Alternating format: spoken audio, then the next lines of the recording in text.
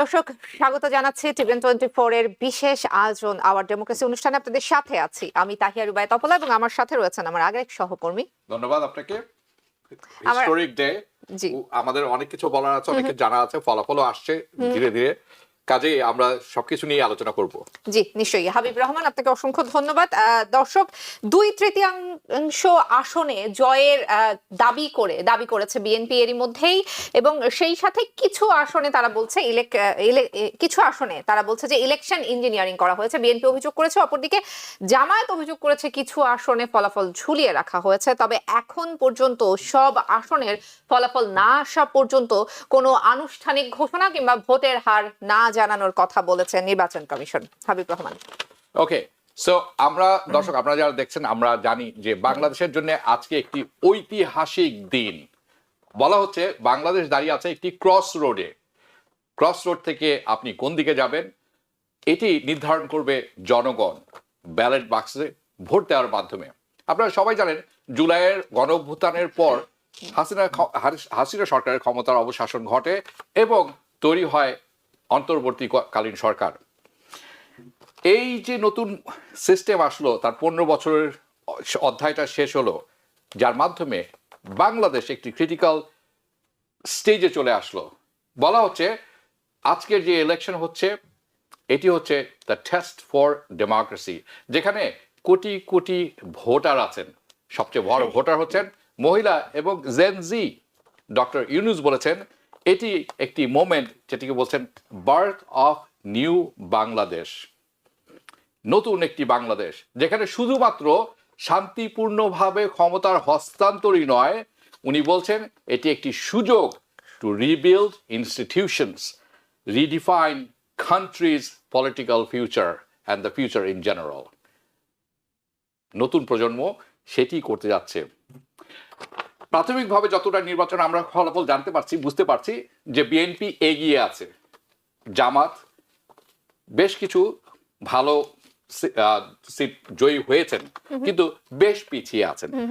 এই যে 1,20,000,000 voter, sweeping reform, সবকিছু কিন্তু অন দ্য টেবল। এই সব কিছু নিয়ে আজকের আলোচনা থাকবে। অপলা, চলুন আমরা শুরু করি। জি, আমরা আলোচনা শুরু করব। আপনি যেটি বলছিলেন যে জামাত বেশ কিছু আসনে কিন্তু বেশ ভালো জয় পেয়েছে, এবং বিএনপি যে আসনগুলোতে জয়লাভ করেছে আমরা দেখেছি বেশ হাড্ডাহাড্ডি লড়াই চলছে। এবং এটা বলতেই হবে যে মুক্তিযুদ্ধের পর এখন পর্যন্ত বাংলাদেশের রাজনীতিতে সব থেকে ভালো অবস্থানে আছে জামাত, এবং সব থেকে মানে রাজনৈতিকভাবে সব থেকে ভালো অবস্থানে আছে, এবং সব থেকে বেশি হচ্ছে সাধারণ মানুষের যেই ভোটের কথা বলি কিংবা সমর্থনের কথা বলি সেটি পেয়েছে। জামাত কিছু অভিযোগ তুলেছে, চলুন আমরা সরাসরি আগে সেই অভিযোগ দেখে নেওয়া যাক। এখনো বিভিন্ন আসনগুলোতে ফলাফল ঘোষণা হয়নি, অথচ সে সমস্ত আসনগুলোতে যে সমস্ত প্রিজাইডিং এর দায়িত্বে আছেন অথবা আমাদের এজেন্টরা আছেন, গণনা করে ইতিমধ্যে সেটা জমা হয়েছে, কিন্তু রহস্যজনক কারণে যে সমস্ত আসনগুলোতে 11 দলীয় জোটের নেতৃবৃন্দ আছেন সে সমস্ত আসনগুলোর ফলাফল ঘোষণা হচ্ছে না, এবং দীর্ঘ সময় নিয়ে কিছু আসনের ফলাফল ঘোষণা হচ্ছে, কিন্তু বিদ্যমান যে রেজাল্ট শিট আমাদের হাতে আছে, আমাদের এজেন্টরা যে শিট আমাদের কাছে দিয়েছেন সেই শিটের সাথে সেটা মিলে না। তো আমরা এটা নিয়ে প্রথম বসেছিলাম, আলোচনা করেছিলাম, আমাদের নেতৃবৃন্দ এখানে কথা বলেছিলেন, আপনারা জানেন। আমরা এখন ইসিতে যাচ্ছি, নির্বাচন কমিশন অফিসে, সেখানে আমাদের আরও নেতৃবৃন্দ আছেন, জোটের নেতৃবৃন্দ আছেন। আমরা সবাই মিলে সেখানে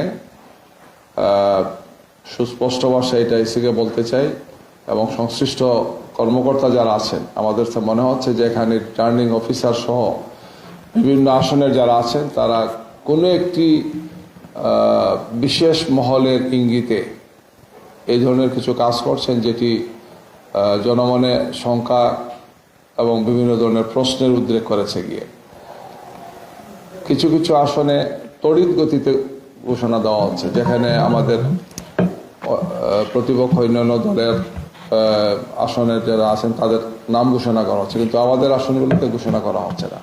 এমনকি আমাদের আমির ডাক্তার শফিকুর রহমান সাহেব, তার আসনে আমাদের কাছে রেজাল্ট আমরা 8টায় পেয়ে গেছি। আমাদের সাংগঠনিকভাবে আমাদের যারা ছিলেন তারা 8টাই পেয়ে গেছেন, কিন্তু এখন পর্যন্ত সেটা ঘোষণা হয়নি।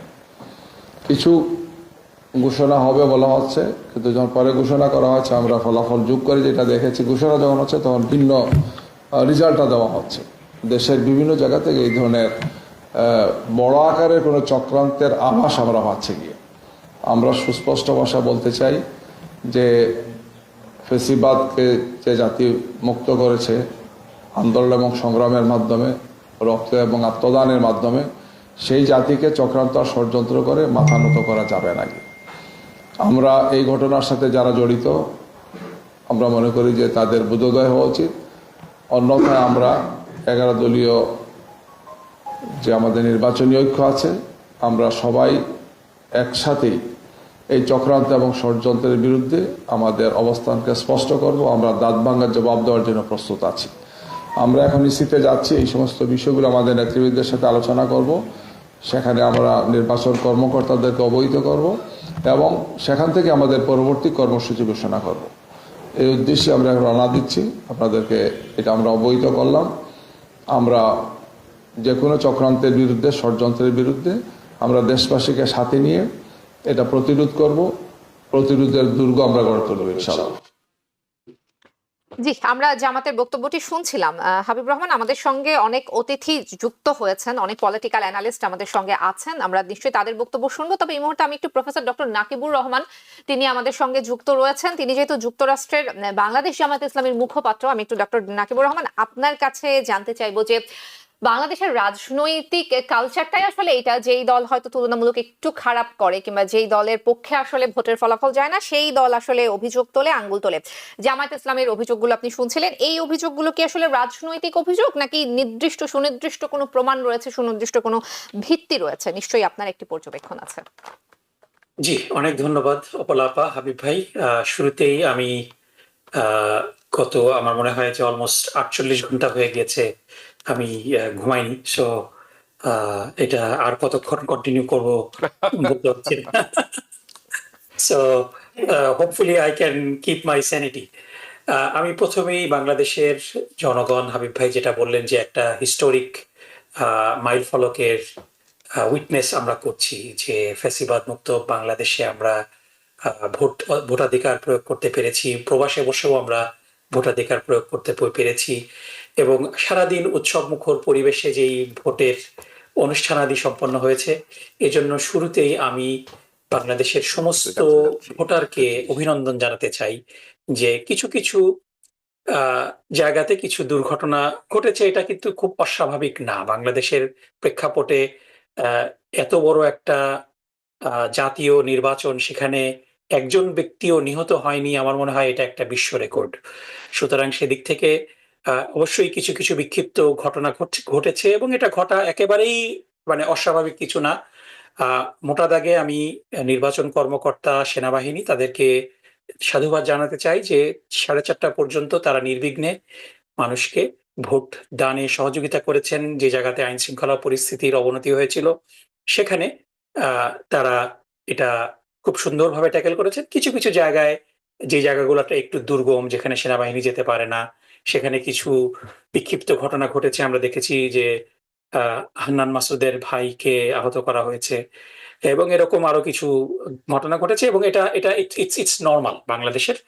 এবং বেসিক্যালি শুধু নর্মাল বললে ভুল হবে, বাংলাদেশের প্রেক্ষিতে বরং এই ঘটনাগুলা যেটা আজকে ঘটেছে সবগুলা যদি যোগ করি, অন্য যে কোনো সময়ের এটা 1-2% হবে কিনা সন্দেহ। এর চেয়ে অনেক সংঘাতপূর্ণ নির্বাচন হয়। সেদিক থেকে আমি বাংলাদেশের জনগণকে অভিনন্দন জানাতে চাই। দ্বিতীয় হলো যে বাংলাদেশ জামাত ইসলামী তার ইতিহাসের আমরা যদি দেখি যে সর্বোচ্চ 1991 সালে 12.3% ভোট পেয়েছিল, এবং সেই বছরই 18টা আসনে জয়লাভ করতে পেরেছিল। সুতরাং আমরা ফলাফল এখন পর্যন্ত যেটা আছে, আমরা দেখছি যে জামাতের আসন সংখ্যা অলমোস্ট 5 গুণ বৃদ্ধি পাওয়ার সম্ভাবনা আছে। জামাতের ভোট অলমোস্ট 35%-এর কাছাকাছি, আমরা এখনো পার্সেন্টেজটা পুরোপুরি জানি না। সো সেদিক থেকে বাংলাদেশের জনগণ, আপামর জনগণ, বিভিন্ন শ্রেণী, পেশা এবং ধর্মীয় শ্রেণীর মানুষ, বিভিন্ন ধর্মের মানুষ জামাত ইসলামীকে যারা ভোট দিয়েছেন, আপনাদেরকে আমি জামাত ইসলামীর পক্ষ থেকে অভিনন্দন জানাতে চাই, শুভেচ্ছা জানাতে চাই এবং ধন্যবাদ জানাতে চাই।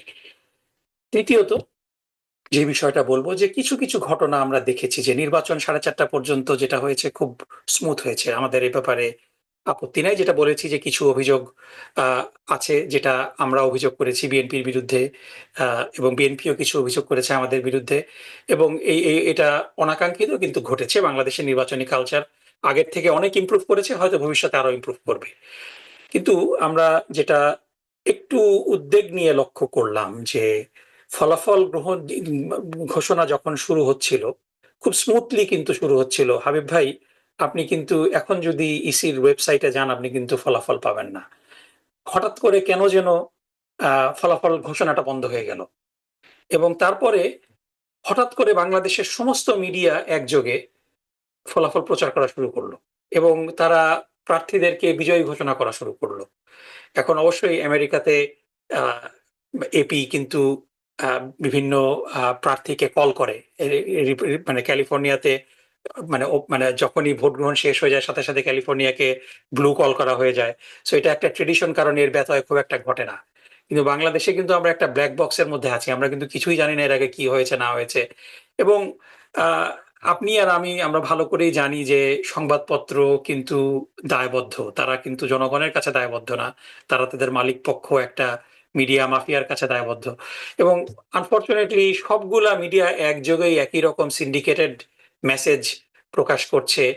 যেটা আসা উচিত ছিল ইলেকশন কমিশন থেকে, এবং মানুষ ইলেকশন কমিশনের ওয়েবসাইটে গিয়ে কোনো আপডেট পাচ্ছে না। আপনাকে আমরা আরেকটু জানিয়ে রাখি যে আমরা বিভিন্ন রকম আশঙ্কা থেকে আমরা এর আগেও কিন্তু আশঙ্কা করেছি যে বাংলাদেশের নির্বাচনে এ ধরনের ম্যানিপুলেশন, তারপরে আপনার ডিপ স্টেটের একটা ভূমিকা থাকে। এরকম করে মিডিয়া মাফিয়া ভূমিকা এর আগে আমরা দেখিনি, এবারই ১ম দেখলাম। এজন্য কিন্তু আমরা একটা অল্টারনেটিভ চ্যানেল আমরা তৈরি করেছি। আমাদের যারা প্রত্যেকটা পুলিং আ বুথে, পোলিং স্টেশনে আমাদের যারা এজেন্ট ছিল তাদেরকে আমরা একটা অ্যাপ দিয়েছি। এবং এই অ্যাপটা খুবই সিকিউরড অ্যাপ। ওটিপি দিয়ে অথেন্টিকেট করে ঢুকতে হয়। এবং সেখান থেকে কিন্তু আমাদের যারা এজেন্ট তারা কিন্তু একেবারে যখন ভোট গণনা হয়ে গিয়েছে তখন যেই কাগজে সই করছে সেই কাগজটার ছবিসহ সাথে, সাথে কিন্তু তারা আপডেটগুলা পাঠিয়ে দিয়েছে। সো আমাদের কিন্তু পুরা একটা স্প্রেডশিট তৈরি আছে এভেইলেবল। সেখানে আমরা রেজাল্টগুলা দেখছি। সো আমাদের সেই রেজাল্টটা কিন্তু আমরা আস্তে, আস্তে রিলিজ করছিলাম এবং যখন ইলেকশন কমিশনের ওয়েবসাইট বন্ধ হয়ে গেল, ইলেকশন কমিশন থেকে যখন নির্বাচনী কোনো আপডেট দেওয়া বন্ধ হলো, সেই মুহূর্তে আপনারা যদি বাংলাদেশ জামাত ইসলামীর টুইটার এবং ফেসবুক পেজ দেখেন, আমরা কিন্তু আপডেট দিয়েছিলাম যে তখন পর্যন্ত যেই ফলাফলগুলো আসছিল এটা মানে সম্পূর্ণ ফলাফল না, এটা হলো এগিয়ে থাকার ফলাফল। আমরা সেখানে বিএনপি এবং জামাতের মধ্যে মোটামুটি একটা প্রতিদ্বন্দ্বিতাপূর্ণ একটা আমরা অবস্থা দেখছিলাম যে একেবারে কাছাকাছি, যে প্রায় ৭০টার মতো আসনে বিএনপি এগিয়ে ছিল আর জামাত ৭২টার মতো আসনে এগিয়ে ছিল। বাট মেক নো মিস্টেক, কারণ এটা আমরা আমেরিকার ইলেকশনের সময়ও দেখি যে ইস্ট কোস্টে রিপাবলিকানরা খুব একটা ভালো করে না, ডেমোক্রেটরা খুব ভালো করে। অন দ্য আদার হ্যান্ড সাউথে রিপাবলিকানরা ভালো করে। বাংলাদেশেও কিন্তু এরকম একটা ডিভাইড আছে যে রংপুর বিভাগে জামাত ভালো করবে, সাতক্ষীরা, যশোর এই বেল্টে ভালো করবে। সো তখন যদি আমরা ধরেও নেই যে ওই অঞ্চলের আসনগুলার কথা আসছে, কিন্তু তারপরও মানে এটা কি একটু কোইন্সিডেন্টাল না যে যখন ইসির থেকে আপডেট দেওয়া বন্ধ করলো, আমাদের কাছে কিন্তু আপডেট আছে। আমরা কিন্তু মানে দায়িত্বশীলতার পরিচয় দিয়ে আমরা কিন্তু এগুলাকে সোশ্যাল মিডিয়াতে রিলিজ করিনি। কিন্তু দুর্ভাগ্যজনকভাবে আমরা দেখছিলাম যে মিডিয়াতে, সবগুলা মিডিয়াতে সিন্ডিকেটেড ওয়েতে প্রচার হচ্ছে নির্বাচনের ফলাফল, যেটার সাথে আমাদের স্প্রেডশিটের আমরা মিল পাচ্ছিলাম না। এবং আমাদের স্প্রেডশিটেও কয়েকটা কেন্দ্র থেকে আমরা দেখছিলাম যে ফলাফল আসা বন্ধ হয়ে আছে। ফর এক্সাম্পল আমি আপনাকে ছোট্ট একটা এক্সাম্পল দেই যে ঢাকা ১৭ আসন, ঢাকা ১৭ আসন অবশ্যই বাংলাদেশে খুব গুরুত্বপূর্ণ একটি আসন, খুবই গুরুত্বপূর্ণ একটি আসন। সেখানে জনাব তারেক রহমান প্রতিদ্বন্দ্বিতা করছেন এবং তার প্রতিদ্বন্দ্বী হলেন doctor S M Khalequzzaman. So আমাদের কাছে যে স্প্রেডশিট আছে ওই স্প্রেডশিটে ১২৪টি কেন্দ্রের মধ্যে ১০৭টি কেন্দ্রের ফলাফল আমাদের কাছে আছে। সো তার অর্থ হলো যে আমাদের কাছে ১৭টি কেন্দ্রের ফলাফল নেই। এখন ১৭টি কেন্দ্রের ফলাফল নেই কেন, এটা আমরা খোঁজ করার চেষ্টা করছি যে কোনো কারণে সেখানে গণনা বন্ধ হয়েছিল কিনা, এটা এখনো আমরা উত্তরটা পাইনি। সুতরাং আমিও এখানে একটু ব্লাইন্ড, আমি বলতে পারবো না। কিন্তু ১৭টা কেন্দ্রের ফলাফল তখনও আসেনি এবং এই 17টা কেন্দ্র বাদে 107টা কেন্দ্রের যে ফলাফল আমাদের স্প্রেডশিটে আমাদের কাছে আছে, এটা হলো একেবারে ডকুমেন্টেড, প্রত্যেকটা পোলিং এজেন্টের সই সহ, প্রিজাইডিং অফিসারের সই সহ আমাদের কাছে আছে। সেখানে ধানের শীষ প্রতীক নিয়ে জনাব তারেক রহমান সাহেব 64,511 ভোট পেয়ে এগিয়ে আছেন। তার নিকটতম প্রতিদ্বন্দ্বী দাঁড়িপাল্লা নিয়ে এস এম খালেকুজ্জামান একেবারেই মানে ওনার কানের কাছে নিঃশ্বাস ফেলার মতো অবস্থা, 61,002। অর্থাৎ তাদের দুজনের মধ্যে ব্যবধান হলো 3,509। এবং তখনও কিন্তু 17টা কেন্দ্রে ফলাফল আমাদের কাছে এসে পৌঁছায়নি। আমরা ইলেকশন কমিশন থেকে কোনো আপডেট পাচ্ছি না, কিছুই পাচ্ছি না। হঠাৎ করে আমরা দেখছি যে সমস্ত সবগুলা টিভির স্ক্রলে আপনারাও দেখেছেন যে তারেক রহমানকে বিজয়ী ঘোষণা করে দেওয়া হয়েছে। সো এটা আমাদেরকে একটু পাজল করছে, কারণ এই ঢাকা 17 আসনে সারা দিনভরই কিছু অভিযোগ ছিল আমাদের প্রার্থীর। তিনি নির্বাচন কমিশনে অভিযোগ জানিয়েছেন যে বুথের সংখ্যা আমাদেরকে যে কটা বলা হয়েছিল তার চেয়ে বেশি, যার কারণে আমাদের এজেন্ট সংখ্যা কম ছিল। সে ধরনের কিছু অভিযোগ কিন্তু আমাদের মধ্যে ছিল। এবং একেবারে আপনি যদি দেখেন যে 3,000-এর একটু বেশি পার্থক্য 17টা সিটে, তার মানে it's too close to call, মানে এরকম অবস্থায় কিন্তু আপনি কল করতে পারেন না। সো এটা নিয়ে প্রশ্ন আসাটা কিন্তু খুব অস্বাভাবিক না। এবং আমরা দেখেছি যে আমাদের ডাক্তার শফিকুর রহমান সাহেব ওনার পুরা সবগুলো আসনের ফলাফল আমরা পেয়ে গিয়েছি রাত 8টার সময়, কিন্তু আমরা এটা মানে কোনো ঘোষণা আমরা পাচ্ছিলাম না। তারপরে আমাদের আরেকটা খুব ইন্টারেস্টিং আসন, সেটা হলো ঢাকা 16। ঢাকা 16 আসনে আমাদের প্রার্থী জনাব কর্নেল বা বাতেন সাহেব, আব্দুল বাতেন সাহেব, তিনি 1,500 ভোটে এগিয়ে আছেন, এটা আমাদের হিসাব অনুযায়ী। কিন্তু সমস্ত চ্যানেলগুলা দেখাচ্ছে যে আমাদের যে জাতীয় দলের গোলকিপার ছিলেন আমিনুল ইসলাম, তিনি জয়ী হয়েছেন। অথচ আমাদের কাছে এটা রেকর্ড আছে এবং শেষ পর্যন্ত এটা কি হবে আমরা জানি না। সো এরকম বেশ কিছু, কারণ এই ঘোষণাগুলো কিন্তু ইলেকশন কমিশন থেকে আসছে না, এই ঘোষণাগুলো আসছে টিভি থেকে। এবং টিভি থেকে সর্বোচ্চ মানে 200 আসনের ঘোষণাও দিয়ে দেওয়া হয়েছে, যেটা এখনো ইলেকশন কমিশন থেকে আসছে না। সো এই জায়গাটা নিয়ে আমরা কিন্তু প্রশ্ন করতেই পারি। এবং এখনো পর্যন্ত আমরা যেটা দেখেছি যে আমাদের ঘোষণাগুলো যেগুলো এসেছে, যে আমাদের প্রার্থী যারা অনেক বেশি ভোটে ব্যবধানে জয়লাভ করেছেন তাদের ব্যাপারে ঘোষণা আসছে, কিন্তু আমাদের যেই প্রার্থীরা অল্প ভোটে এগিয়েছিলেন কিংবা অল্প ভোটে পিছিয়ে ছিলেন তাদের ব্যাপারে ঘোষণা আসছে না সরকারিভাবে ইলেকশন কমিশন থেকে, কিন্তু প্রচার মাধ্যমে সমস্ত মিডিয়া এগুলো প্রচার করে দিচ্ছে। তো এই বিষয়টা নিয়ে আমরা স্পষ্টতা করতে চাই, কারণ আমাদের একটা দায় আছে আমাদেরকে যারা ভোট দিয়েছে তাদেরকে, এবং এটা আমরা একটু ক্লিয়ারিফাই করতে চাই যে কি হয়েছে। কারণ আমাদের কাছে মানে এগেন 100% কিন্তু ডকুমেন্ট নেই, কিন্তু যেটা বললাম যে খালিকুজ্জামান সাহেবের ক্ষেত্রে আমাদের কাছে 17টা কেন্দ্রের তথ্য মিসিং। এটা কি হলো আমরা একটু খতিয়ে দেখতে চাই। So let's just wait little bit, আমাদের এত তাড়াহুড়ার দরকার নেই। বাট মেক নো মিস্টেক, আমরা যদি দেখি যে আমরা মানে ডিসাইসিভ ভাবে আমাদেরকে জনগণ ভোট দেয়নি, we will be happy to congratulate BNP, এবং আমরা বিএনপিকে সব রকম সহযোগিতা করব। বাট তার আগে আমাদের এতটুকু দায়বদ্ধতা আছে আমাদের ভোটারদের কাছে, কারণ তারা আমাদেরকে ভোট দিয়েছে, তাদের ভোটটা প্রোটেক্ট করাটাও আমাদের দায়িত্ব। সেই জায়গা থেকে আমরা জিনিসটার ক্লারিফিকেশনের জন্য নির্বাচন কমিশনে আমরা যাচ্ছি, আমরা তাদের কাছ থেকেও কৈফিয়ত যে কি কারণে এই মিসকমিউনিকেশন গুলো হচ্ছে। নাকিবুর রহমান, অসংখ্য ধন্যবাদ আপনাকে, অত্যন্ত সুন্দরভাবে বেশ কয়েকটি গুরুত্বপূর্ণ বিষয় তুলে ধরেছেন। একটি বিষয় আমি একটু কথা বলে রাখতে চাই, দর্শক আপনারা যারা দেখছেন এখানে যেই বোর্ডটি ইন্টারঅ্যাক্টিভ বোর্ড দেখছেন আপনারা, এটি কিন্তু TVN24 এর নিজস্ব ওয়েবসাইটে করা, tvn24.com। আপনারা নিজেরাও election.tvn24.com এ গেলে এটি পাবেন। ও এটি করা আসলে যাতে আপনারা বিভিন্ন জায়গা থেকে না দেখে এক জায়গাতে দেখতে পারবেন, এটি খুব সুন্দর করে। রাইট, এই মুহূর্তে আপনি দেখছেন হ্যাঁ না ভোটে। হাবিব ভাই, আপনি একটু ঢাকা 17 ডেটাটা দেখবেন, আমি একটু ভেরিফাই করতে চাই আমাদের কাছে যে 17টা ছাড়া যেই ইয়ে আছে এটার সাথে, মানে এটা কি আপনারা ইলেকশন কমিশনের ফিড থেকে নিচ্ছেন না আপনাদের সোর্সটা কি? আমাদের সোর্স ইলেকশন কমিশন অবশ্যই। হ্যাঁ, ইলেকশন কমিশনের তো ওদের সাইট ডাউন, যতটুকু আমরা পাচ্ছি যেভাবে পাচ্ছি আমরা এটা আপডেট করার চেষ্টা করছি। আমাদের নিজস্ব সোর্স আছে, প্রতিনিধিরাও বিভিন্ন জায়গা থেকে আসলে তথ্য এনে দিচ্ছেন বিভিন্ন জেলা থেকে। আপনি যেটি কয়েকটি ব্যাপার ধরেছেন এখানে, যেটা আমি প্রার্থীভিত্তিক দল দেখি, আমি একটু মানে একটু এলোমেলো আছে, কারণ বিভিন্ন জায়গা থেকে আসছে তো বিভিন্ন রকম। আমি ঢাকা, আপনি বলছেন ঢাকা কত আসন? ঢাকা 17 আসন। ঢাকা 17, একটু দেখে নিই, কারণ এটা আসছে ঢাকা 17 বলেছেন। ঢাকা 17 কোথায় আছে? ঢাকা 17 দুঃখিত, এখানে। সো ঢাকা 17তে এখন পর্যন্ত দেখা যাচ্ছে ভোট পড়েছে 3,33,707। হ্যাঁ, রাইট। তো আমি একটু, আমার প্রডিউসার বলেছেন এটা ইলেকশন কমিশন থেকে না, এটা আমরা নিজস্ব সংগ্রহ করছি। ইলেকশন কমিশনের অনেক কারেকশনই এখনো আসছে না। সো এখানে এখনো আমাদের কাছে ফলাফলটি নেই। সো আমরা ডেফিনেটলি এটা আপডেট করব এবং আপনারা ডেফিনেটলি এই জায়গাটাতেই আমাদের আপত্তিটা যে মানে মিডিয়া যেই কাজটা করেছে এটাকে অনেক ক্ষেত্রে বলা হয় যে সাইকোলজিক্যাল ওয়ারফেয়ার, যে আপনি একটা এই যে এখানে আপনার কাছে ডেটা নেই, আমাদের কাছেও ডেটা নেই, আমি একটু আপনি তো অনেক মানে বলেছেন ঘোষণা করে একটা সাইকোলজিক্যাল ওয়ারফেয়ার তৈরি করে জি, ফেলছে। ডক্টর নাকিবুর রহমান, আমরা স্পষ্ট হয়েছে। হাবিব রহমান, আমি একটু এই প্রশ্নটা আপনার কাছে করতে চাই। ডক্টর নাকিবুর রহমান যেটি বলছিলেন যে এই মিডিয়াগুলোর একটা তৎপরতা আমরা দেখছিলাম। আমেরিকার ইলেকশনে আমরা কি দেখি যে দুজন প্রার্থীর মধ্যে যখন হচ্ছে লড়াই হয়, কে এগিয়ে আছে, কে কতটুকু ভোট পেলো, কিংবা ভোটাররা আসলে কি বলছে, এইটা হচ্ছে মিডিয়াতে প্রকাশ করা হয়। কিন্তু আমরা দেখলাম বাংলাদেশের নির্বাচনে মনে হচ্ছে যে প্রার্থীদের মধ্যে যতটা না প্রতিযোগিতা, তার থেকে বেশি প্রতিযোগিতা মিডিয়াগুলোর মধ্যে হচ্ছে। Very good question.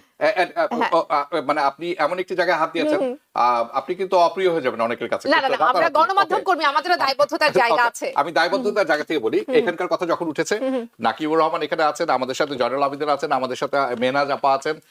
মেহনাজ আপা অনেকদিন পরে দেখলাম, আর আশা করি আলোচনাটা ভালো লাগছে আপনার কাছে। যে কথাটি আপনি বললেন সেটি হচ্ছে, এখানে যখন হয় তখন এপি যখন কল করে, অ্যাসোসিয়েট প্রেস, অথবা সিএনএন যখন কল করে, তার বিশ্বাসযোগ্যতার মাত্রা কতখানি আপনি মনে করেন? বুঝতে পেরেছেন তো? আমরা নিজেরাও কিন্তু ফলো করি, আমরা নিজেরা, আপনি আমি দুজনেই ইলেকশন কভার করেছি আমেরিকার, আমরা নিজেরাও কল করি based on AP, based on Reuters, ঠিক আছে? বিশ্বাসযোগ্যতা তারা ওই পর্যায়ে নিয়ে গেছেন। আমাদের দেশে এখন যেটা হচ্ছে, একটি ভালো ব্যাপার বলি, স্বতঃস্ফূর্তভাবে ইলেকশনটা হয়েছে, রাইট? মানে বৃদ্ধ থেকে যারা নতুন ভোটার সবাই ভোট দিয়েছেন, শান্তিপূর্ণভাবে ভোট হয়েছে। নাকিবুর রহমান নিজেও বলছেন অভূতপূর্ব ঘটনা, আনন্দ ঘন একটি পরিবেশ। এবং সবথেকে বড় কথা, আমরা এটা আশা করিনি, আমাদের অনেক আশঙ্কার জায়গা ছিল। আমরা মনে করেছিলাম বিক্ষিপ্ত কিছু ঘটনা ছাড়া সারা দেশে কিন্তু ভোট খুব সুন্দরভাবে সম্পন্ন হয়েছে। This is very very important মনে রাখা। অস্বচ্ছতা আছে, রাতারাতি তো সেটা শেষ হবে না।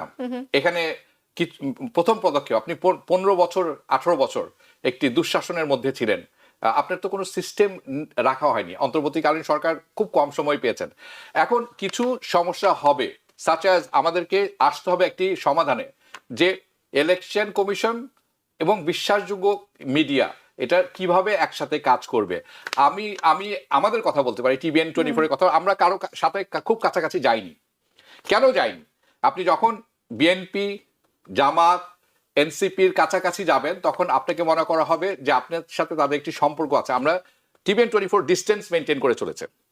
না না, আমি এখানে আপনাকে একটা প্রশ্ন করতে চাই। এরকম হতে পারে, না না, আমি এখানে আপনাকে একটা প্রশ্ন করতে চাই যে we will be calling the election shot, it's possible. না হাবিব রহমান, আমার এখানে একটা প্রশ্ন আছে, সেটা হচ্ছে কোন একটা গণমাধ্যমের রাজনীতি করা কিংবা একটা রাজনৈতিক দলের প্রতি ঝুঁকে থাকাটাকে আমি অন্যায় মনে করি না। আমেরিকাতেও আমি বহু গণমাধ্যমকে দেখছি যারা সরাসরি ডোনাল্ড ট্রাম্পকে এন্ডোর্স করছে, যারা অ্যাপ্রিশিয়েটেড, বাট আমরা জানি এটা হয়। না না, এটা হয় এবং তারা এটা ঘোষণা দিয়ে করছে যে তারা ডোনাল্ড ট্রাম্পকে এন্ডোর্স করছে, ডোনাল্ড ট্রাম্প তাদেরকে ইন্টারভিউ দিচ্ছে। এরকম বহু গণমাধ্যম আছে যারা ঘোষণা দিয়ে রিপাবলিকান, যারা ঘোষণা দিয়ে ডেমোক্রেট, কিন্তু জনগণের কাছে যে তথ্যটা তারা দিচ্ছে সেই জায়গায় কিন্তু দায়বদ্ধতার জায়গাটা তারা ঠিক রাখছে। আমি সেই প্রশ্নটা করছিলাম যে আমাদের গণমাধ্যমগুলো কেন সেই জায়গাটা কাজ করতে পারছে না। আপনি বহু বছর, 1 বছর 2 বছর না, বহু বছর বাংলাদেশের গণমাধ্যমে কাজ করেছেন, এক যুগের বেশি, 1 যুগেরও বেশি। আমি এটা বলতে চাইনি কারণ এতে বয়স প্রকাশ পেয়ে যায়, বুঝছেন? ওকে, কিন্তু এই 1 যুগে আপনি যা নাটক দেখেছেন, সেটি যদি এখন বলা হয় তাহলে অনেকের কাছে মনে হবে কল্প কাহিনী। কিন্তু আমরা জানি যে বাংলাদেশের একটি মিডিয়াও নেই যারা বুকে হাত দিয়ে বলতে পারে যে আমরা 100% অনেস্ট, আমরা যেটি আপনাদেরকে বলছি সেটি সত্য। এখানকার মিডিয়া বায়াস, আপনি যেটি বললেন, CNN ঘোষণা দিয়ে বলে we are Democratic lining, Fox 100% Republican lining. যখন ইলেকশনের ঘোষণা আসে তখন কিন্তু লিনিং ফিনিং আর কিছু থাকে না। যে সংখ্যাটি তারা বলেন এই সংখ্যাটি আসলেই সত্য সংখ্যা, এবং যদি কোনোভাবে আপনি মিথ্যা সংখ্যা বলে থাকেন তাহলে কিন্তু আপনি আপনার মিডিয়া এবং আপনার নিজের ক্যারিয়ারও শেষ। জি, দায়বদ্ধতার কথা বলছিলাম। আমাদের অতিথিরা অপেক্ষা জি। করছেন, আমি যাব আপনার কাছে আবার আসবো। আমি একটু প্রফেসর ডক্টর মেহনাজ মোমেন, আপনাকে অনেকদিন পরে পেলাম। নির্বাচনের ফলাফল অনেকটাই আমাদের সামনে, বড় ধরনের কোনো ঘটনা না ঘটলে আমরা মোটামুটি নিশ্চিত হয়ে বলতে পারি ফলাফল কি হতে যাচ্ছে। আপনার নিশ্চয়ই একটা পর্যবেক্ষণ আছে, আপনার কাছে কি মনে হচ্ছে? আচ্ছা, প্রথম কথা হচ্ছে আমি খুবই খুবই খুশি যে মোটামুটি শান্তিপূর্ণভাবে একটা গ্রহণযোগ্য ইলেকশন হয়েছে। এখন একটু আগে যেটা নকিবুর রহমান বলছিলেন, হ্যাঁ বিক্ষিপ্ত কিছু ঘটনা আছে, কিন্তু আমরা যদি এটাকে বাংলাদেশের কনটেক্সটে বিচার করি, এর থেকে বহু আমরা সহিংস ইলেকশন দেখেছি, নির্বাচন দেখেছি। তার এরপর এই ইলেকশনের কথা অনেকে বলছে যে যেহেতু আওয়ামী লীগকে পার্টিসিপেট করতে পারেনি, ইনক্লুসিভ হয়নি, কিন্তু আমরাও আরো অনেক ইলেকশন দেখেছি যেগুলো ইনক্লুসিভ ছিল না। কাজে আমরা যদি বাংলাদেশের কনটেক্সটে বিচার করি, এই ইলেকশন যে এটা ঠিক মতো হতে পারলো, এটা এই সরকারের একটা অনেক বড় ক্রেডিট। একটা জায়গাতে এখানে একটু মানে দুঃখ লাগছে যে আমাদের ইলেকশন পার্টিসিপেশনের রেট তো খুবই ভালো, কোন ইলেকশন একদম 80% ছাড়িয়ে যায়, এইবার মনে হচ্ছে 48%-এর মতো। এটার অনেকগুলো কারণ আছে, তারপরও এই সংখ্যাটি হয়তো একটু বাড়বে, 50% হয়তো কাছাকাছি যাবে, কিন্তু এটা লো। কিন্তু তারপরও আমি বলবো যে মোটামুটি ভাবে একটা গ্রহণযোগ্য একটা ইলেকশন হয়েছে। এটা সবচেয়ে খুশির কথা।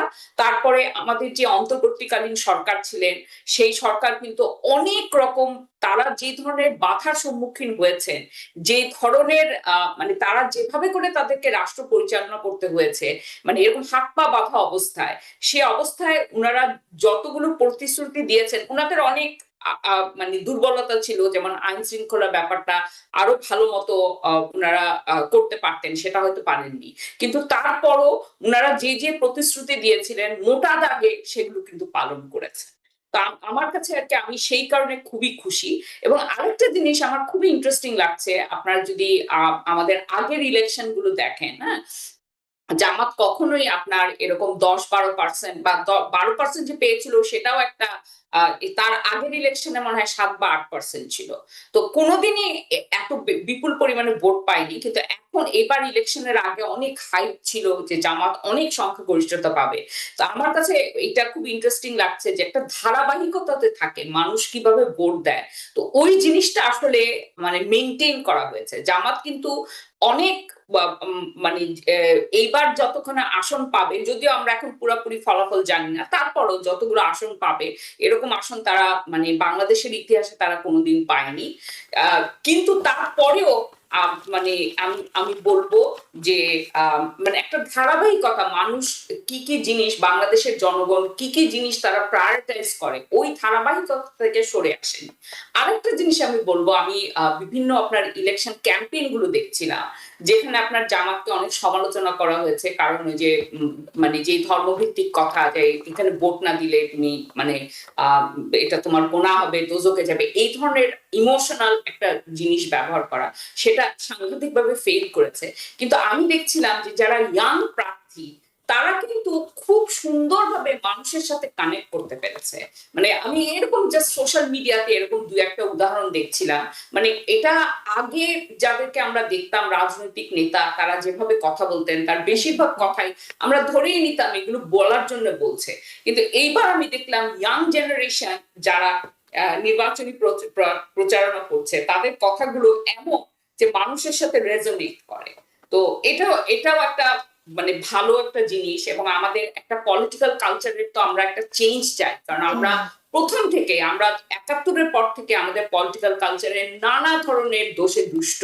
তো আমি এইটাই প্রার্থনা করছি দেশের জন্য, যে এই ইলেকশনের পরে আমরা যাতে আমাদের পলিটিক্যাল কালচারে একটা উন্নতি একটা দেখতে পারি, তারপরে যাতে আমাদের কে জিতবে কে হারবে এটার থেকে মানে এই ভীতি যাতে আমাদের না থাকে। কারণ একটা জায়গায় যদি আমরা পৌঁছে যাই, একটা আপনার কি বলবো মানে একটা প্ল্যাটফর্ম, যে এইগুলো হলো গ্রহণযোগ্য ব্যবহার, এগুলো করা যাবে, এগুলো করা যাবে না, তখন কিন্তু যেই জিতুক সেটা এত বড় ভীতির কারণ হয় না। তো এটা একটা প্রথম পদক্ষেপ। এবং আমি আসলে খুবই মানে কি বলবো মানে আমার জন্য আজকে এটা একটা খুশির দিন। অসংখ্য ধন্যবাদ। আমি একটু জয়নুল আবেদিনের কাছে যেতে চাই। কিছুক্ষণ আগে আমরা যখন নাকিবুর রহমানের কাছে শুনছিলাম, সচরাচর আমরা এই ধরনের কথা শুনি না। উনি কিছু উদ্বেগের কথা, কিছু কনসার্নের কথা তুলেছেন এবং উনি বলেছেন রীতি এবং আইন মেনে সেই সমস্ত জিনিসের প্রতিবাদ করা হবে এবং সেটির কেন এরকম হলো জানতে চাওয়া হবে আইনের মধ্যে থেকে, রুলের মধ্যে থেকে। এটা কিন্তু অনেক মনে রাখতে হবে, জামাত ইসলামী কিন্তু বড় দুটি দলের একটি। যখন এরকম একটি দলের কাছ থেকে আমরা এটা শুনি, আমার কাছে মনে হয় যে আমরা সঠিক পথে এগোচ্ছি। এটি আমরা তো দেখিনি এর আগে। আমাদের অতীত অভিজ্ঞতা অত্যন্ত খারাপ, ভয়াবহ, খারাপ বললে হবে না। এই যে ইলেকশনটি হলো, এই ইলেকশনটির অন্যতম একটি দিক যেটি ডক্টর ইউনূস অনেকবার বলেছেন এবং আমরাও অনেকে বলাবলি করছি সবাই, যে আর যাই হোক সিস্টেমটা যদি শুরু হয়ে যায় তাহলে transfer of power, peaceful transfer of power, শান্তিপূর্ণভাবে ক্ষমতার হস্তান্তরের একটি জায়গা আমরা দেখতে পাবো। হ্যাঁ, গ্রহণযোগ্যতা, বিশ্বাসযোগ্যতার ব্যাপারগুলো এখনো আমরা প্রশ্ন করছি এবং এটি সময় লাগবে এটি হতে। সেই জায়গা থেকে আপনার অভিজ্ঞতা, আমরা অনেকের সাথে কথা বলেছি, TVN24-এর প্রতিনিধিরা ঢাকায় ছিলেন, ঢাকার বাইরে। আমি একটি ছোট ক্লিপ আপনাদেরকে দেখাবো যে তাদের কাছে প্রশ্ন করা হয়েছিল প্রত্যাশাটা কি। সেটি দেখার পরে আমি আপনার কাছে যাব এবং আপনার কাছে আমি শুনবো যে কথাটি বললাম, পিসফুল ট্রান্সফরমেশন, শান্তিপূর্ণভাবে ক্ষমতার হস্তান্তর। চলুন আগে আমরা সেই ক্লিপটি দেখে নিই। ভালো একটা প্রশ্ন করেছেন যে আসলে আমাদের প্রত্যাশা কি। আমাদের প্রত্যাশা, বা আমার যদি বলা হয় স্পেসিফিক, আমি বলবো যেন সবার ন্যায্য অধিকার যেন প্রতিষ্ঠিত হয়। বাংলাদেশ যেন কোনো একটা দলের, কোনো একটা গোষ্ঠীর, কোনো একটা ধর্মের, কোনো একটা জাতির, কোনো একটা বর্ণের কাছে, হ্যাঁ, বা যেটা আমরা দেখে গেলাম যে কোনো ফ্যাসিস্ট বা কোনো স্বৈরশাসকের কোনো এক দলের যেন না হয়, এটা যেন সবার বাংলাদেশ হয়। এখানে জাতি, ধর্ম, বর্ণ, গোত্র নির্বিশেষে সবাই। নতুন যে সরকার আসছে তাদের কাছে আমাদের প্রত্যাশাটা কি?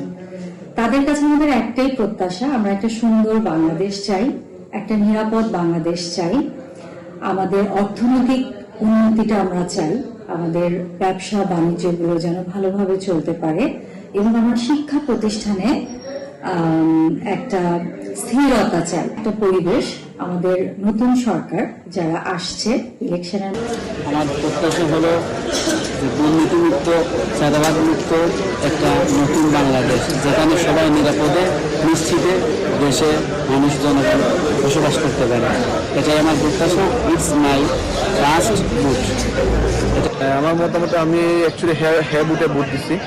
আর দেশের সংস্কারের জন্য হয়তো বা 100% হবে না, 50%, 60% হয়তো ইমপ্রুভমেন্ট হবে। সেজন্য আমি যতটুকু শুরু হওয়ার তারপর আস্তে আস্তে প্রগ্রেস হয়ে আমরা ইনশাল্লাহ আমাদের বিরাজ জায়গা যেতে পারবো আর কি। আমার দাবি হচ্ছে একটাই, নতুন সরকার আসবে, দেশ ভালোভাবে চালাবে এবং সন্ত্রাস মুক্ত করবে, চাঁদাবাজি হবে না, মানুষ রাস্তা দিয়ে আসলে যেন কোনো ডিস্টার্ব না হয়, মনে হয় না জিনিসের দাম কমাইতে হবে।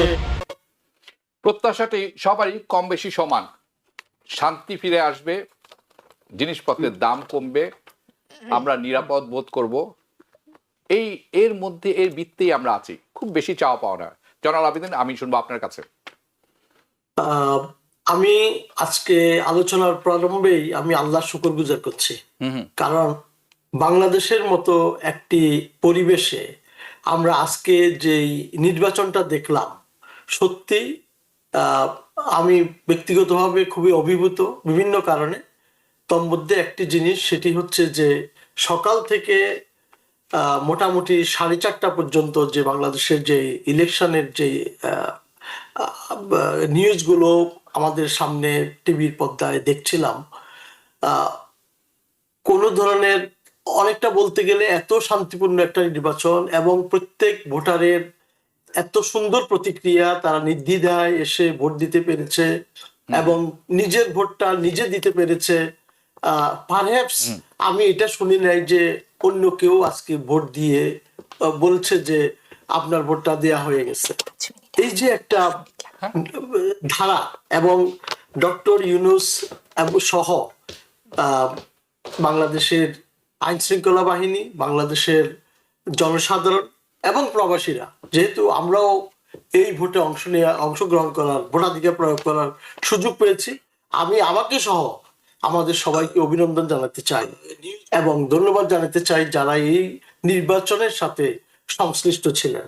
এখন প্রত্যাশার যে বিষয়টি, আমরা সত্যিকার অর্থে একটা ভালো দিকে যে এগিয়ে যাচ্ছি এতে কোনো সন্দেহ নাই।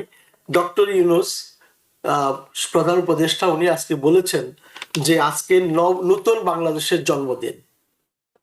আমি কথাটাকে খুবই সম্মানের সাথে গ্রহণ করছি এবং আমরা যে জিনিসগুলো এই নির্বাচনের মধ্য দিয়ে দেখেছি, যে এবারের যে আমাদের প্রফেসর মেহনাজ আপা যে কথাটা বললেন যে এবার ইয়াং জেনারেশন যারা ভোট চাইতে গিয়েছে, আপনি হাসনাতকে দেখেন, আমি উল্লেখ করতে পারি, সে 212টা গ্রাম, তার 313টা উঠান মিটিং করেছে এবং প্রত্যেকটা মিটিংয়ে সে এমন সুন্দরভাবে কানেক্ট করেছে লোকজনের সাথে, মনে হয় যেন স্বাভাবিকভাবে কথা বলছে, কিন্তু অত্যন্ত ইম্পর্টেন্ট জিনিসগুলো শেয়ার করছে।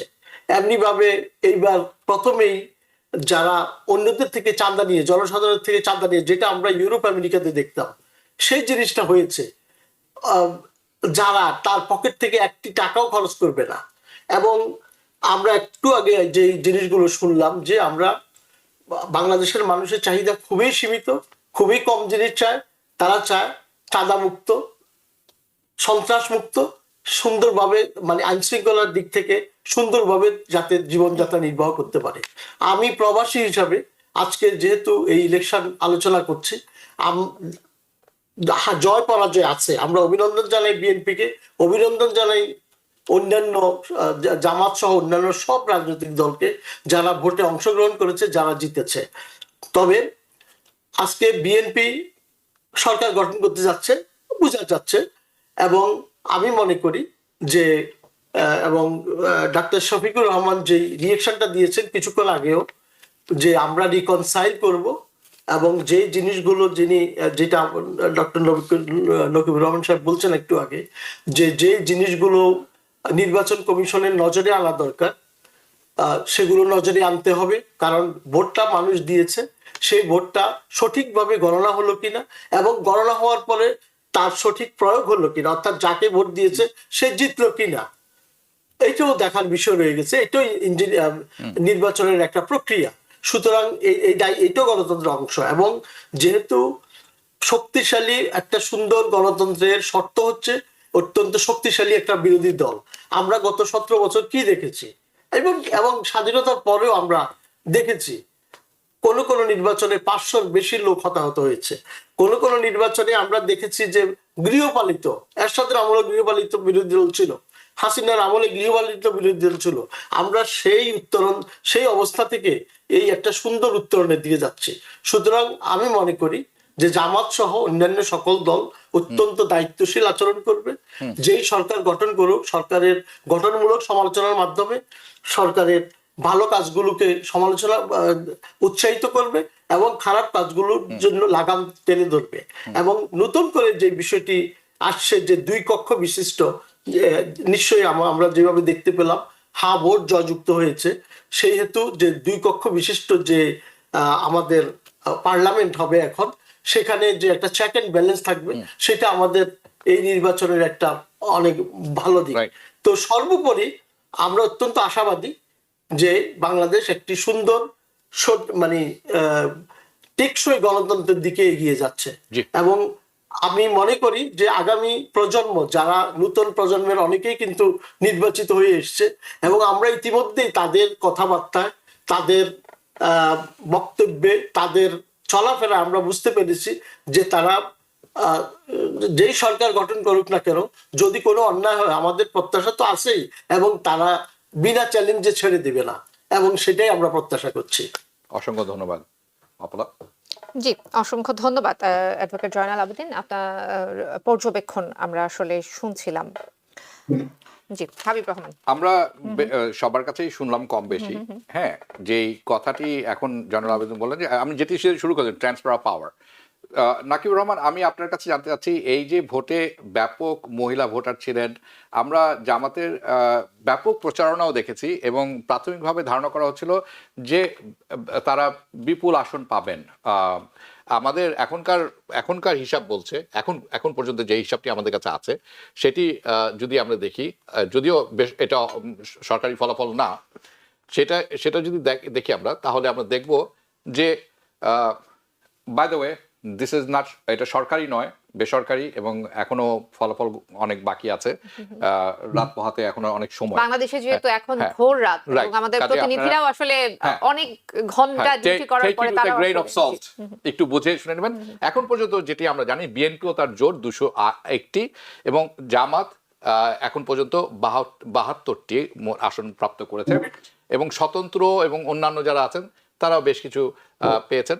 কিন্তু হা ভোট 65% ভোট পেয়ে গেছে, হা ভোট, এটি একটি বিরাট বিজয়। না হা ভোট 1,27,000, না ভোট না, 65 শতাংশের হারে বলছি, 65%, 65 তো এটি আমরা ধরে নিতে পারি হ্যাঁ ভোট। আমার খুব কৌতূহল, 34% কারা যারা না ভোট দিয়েছেন, আমার খুব কৌতূহল। তো না, বাংলাদেশের মানুষ তো আসলে এই গণভোটের কনসেপ্টটার সাথে খুব একটা পরিচিত না। বাংলাদেশের মানুষ এটি ট্রু, কিন্তু এই যে রেফারেন্ডাম কিন্তু এটা প্রথমবার নয়, না, এটা প্রথমবার 1977 সালে হয়েছে, 1991 করেছেন একটি, আমার মনে হয় 86 বা 85 সালে, আবার একটি হচ্ছে 91 একটি হয়েছে, কিন্তু মানে সেগুলো আবার অন্য খুব অদূর ভবিষ্যতে আসলে এটা আমরা মনে করতে পারছি না। আস্থা ভোট এটি কিন্তু সম্পূর্ণ ডিফারেন্ট। তো ওই হিসাবে ডিফারেন্ট। নাকিবুর রহমান আপনার কাছে, উনি কি আছেন না চলে গেছেন? আচ্ছা, আমাদের কাছে আচ্ছা, নাকিবুর রহমান, এই যে আমরা দেখলাম, যদি 72টি আসনও ধরে নেওয়া হয়, আমি মনে করি এই সংখ্যা বাড়বে কমবে, কারণ 300টি আসন তো, যদিও জামাতে ইসলামী সব কয়টি আসনে তাদের প্রার্থী ঘোষণা করেনি। এটিকে কি আপনারা আপনার দৃষ্টিকোণ থেকে কিভাবে দেখবেন? আমি জানি আপনি কিছু উদ্বেগ প্রকাশ করেছেন, এবং কিছু চ্যালেঞ্জ হবে, পুনর্গণনা হবে কিছু কিছু ক্ষেত্রে, যেটা হয়ে থাকে আমি আশা করছি সেটা হবে, যাতে সব পক্ষের মেনে নেয় ঘোষণাটি বা রেজাল্ট। সেই ক্ষেত্রে আপনার রিয়াকশনটি কেমন, এই যে এখন পর্যন্ত যা দেখছেন?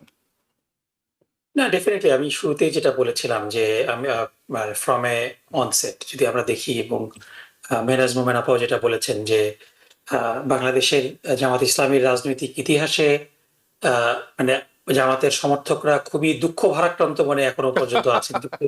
আপনি যদি এই রেজাল্টটা দেখেন, মানে সিটের দিক থেকে ইটস অলমোস্ট 5-fold, ভোটের দিক থেকে it is almost 3 times more. So 1 বছর আগে, মানে আমরা 1 বছর আগে যদি না বলি, 1.5 বছর, মানে এই জুলাই আন্দোলনের 1 বছর আগেও অধিকাংশ বোদ্ধারা, পণ্ডিতরা বাংলাদেশে জামাত ইসলামীকে পৃথিবীর বুক থেকে মুছে দিয়েছিল, যে জামাত ইসলামী আর এক্সিস্ট করে না। আমরা একেবারে সবাই আমাদেরকে মনে করেছিল যে আমরা বিলীন হয়ে গিয়েছি। সো সেই জায়গা থেকে যেই জায়গাটা, এই রেজাল্টটা, এটা অনেকের জন্য ডিসঅ্যাপয়েন্টিং হলেও এটা বাংলাদেশে জামাত ইসলামীর সবচেয়ে সেরা পারফরমেন্স, এটা তো বলতেই হবে। কিন্তু আমি যে জায়গাটাতে আমি আটকে আছি, সেটা হলো যে, আবার একটু রিপিট করি, যদিও রিপিট হচ্ছে, যে ইলেকশন কমিশন থেকে কোনো আপডেট আমরা পাচ্ছি না। অন দ্য আদার হ্যান্ড, একেবারে পুরা সিঙ্ক্রোনাইজ ভাবে মিডিয়াতে রেজাল্ট আসছে। আমাদের কাছে আমাদের প্রিজাইডিং পোলিং এজেন্টরা যে ডেটা পাঠিয়েছে, ওইটার সাথে মিডিয়ার ডেটা মিলছে না। ডিসকানেক্টটা কোথায়? সো এই বিষয়গুলা আমাদেরকে এটা মানে এটাকে মনে হতে পারে যে আমরা যেহেতু হেরে গিয়েছি, এজন্য আমরা ওয়াইন করছি, এটা মনে হতেই পারে, মানে, এবং যারা এটা মনে করবে তাদেরকেও আমরা সমালোচনা করছি না। কিন্তু আমাদেরকে যারা ভোট দিয়েছে, তাদের ভোটটা যদি সঠিকভাবে কাউন্টেড না হয়, কারণ ভোট দেওয়া, যেটা নিয়ে আমরা খুবই খুবই খুবই খুশি যে শান্তিপূর্ণভাবে ভোট হয়েছে। ছোটখাটো 2-1টা যেটা ঘটনা, এটা বাংলাদেশের স্ট্যান্ডার্ডে কিছুই না, কিন্তু ভোট দেওয়াটা, ভোটের ম্যানেজমেন্টটা, এটা it's just half of the story. ভোটটা গণনার পরে ভোটটা সঠিকভাবে প্রকাশ করা এবং সঠিক প্রার্থীর বিজয়ী হওয়াটা আরো বেশি গুরুত্বপূর্ণ। এবং যেখানে আমরা দেখছি যে একটা বড় সংখ্যক আসন আছে যেখানে আপনি দেখবেন যে খুবই কম্পিটিটিভ কিন্তু হয়েছে, যে 400-500 ভোটে অনেক প্রার্থী হেরে গিয়েছে, জিতে গিয়েছে। তো এই জায়গাতে আমাদের কনসার্নটা, মানে এই জন্য না যে আমরা ক্ষমতার প্রতি খুব বেশি লোভী, আমাদের এটা দায়িত্ব যে যারা আমাদেরকে ভোট দিয়েছে তাদের ভোটটাকে যদি আমরা রক্ষা না করতে পারি, তাহলে এটাও আমাদের একটা ব্যর্থতা।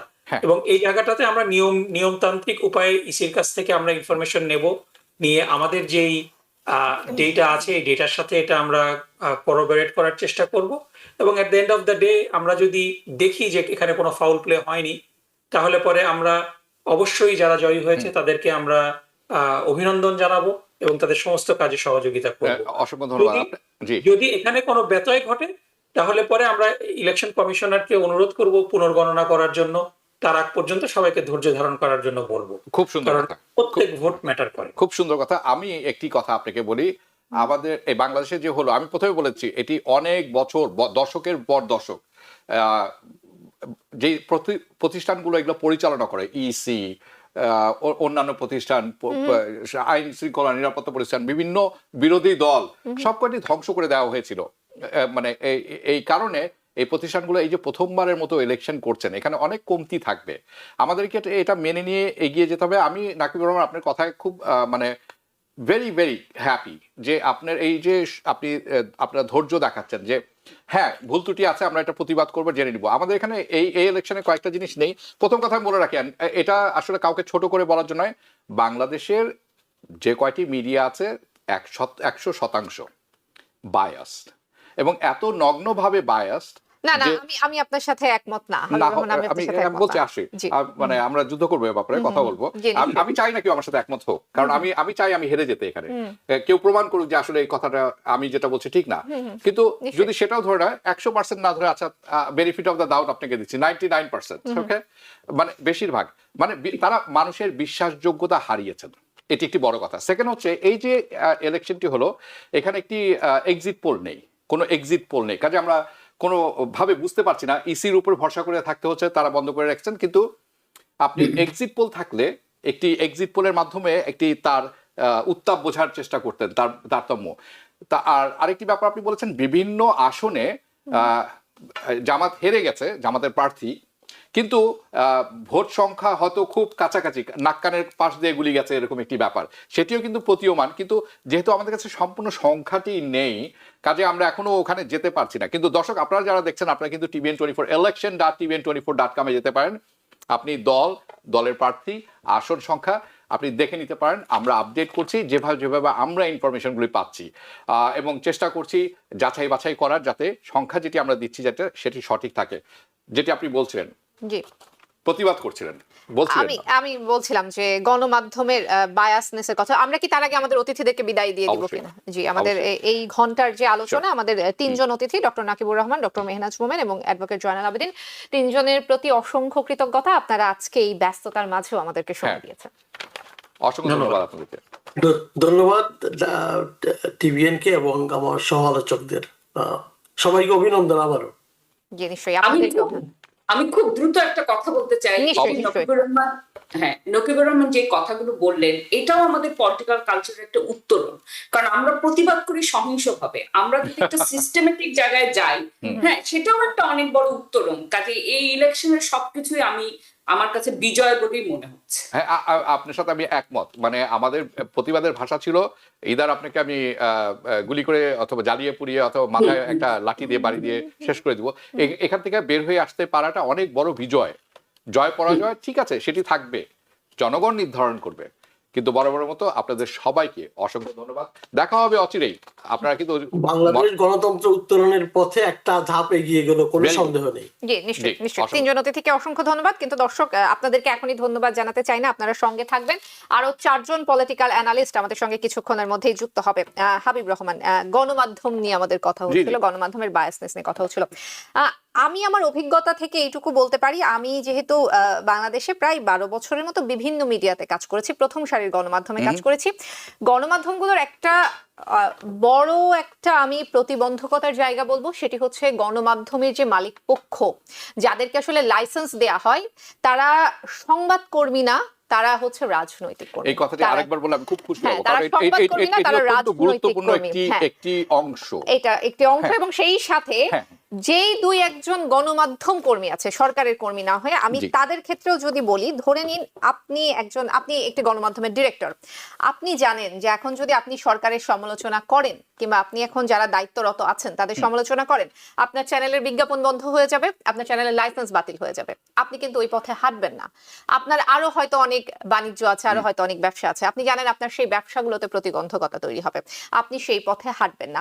এই জিনিসটা কিন্তু আসলে একদিনে হয়নি, এটা কিন্তু ধাপে ধাপে ধাপে ধাপে হয়েছে। কারণ গণমাধ্যমের প্রতি যে অভিযোগ, এই অভিযোগ তো আমরা 2001-এ পাইনি, এই অভিযোগ আমরা 2008-এর নির্বাচনেও পাইনি, 2014 নির্বাচনেও পাইনি। গণমাধ্যম এতটা বেশি পরিমাণে বায়াসড হলো কখন? 2018-র পরে, যখন দেখা গেল যে সরকারের প্রশাসন থেকে শুরু করে সব জায়গাতেই হচ্ছে আওয়ামী এই লীগ। জায়গাটা আমি দ্বিমত পোষণ করি। আপনি বলে শেষ করলে তারপর না, নিশ্চয়ই, আপনি বলতে পারেন, আপনি আপনি বলেন। 2018 সালের কথা বলছেন।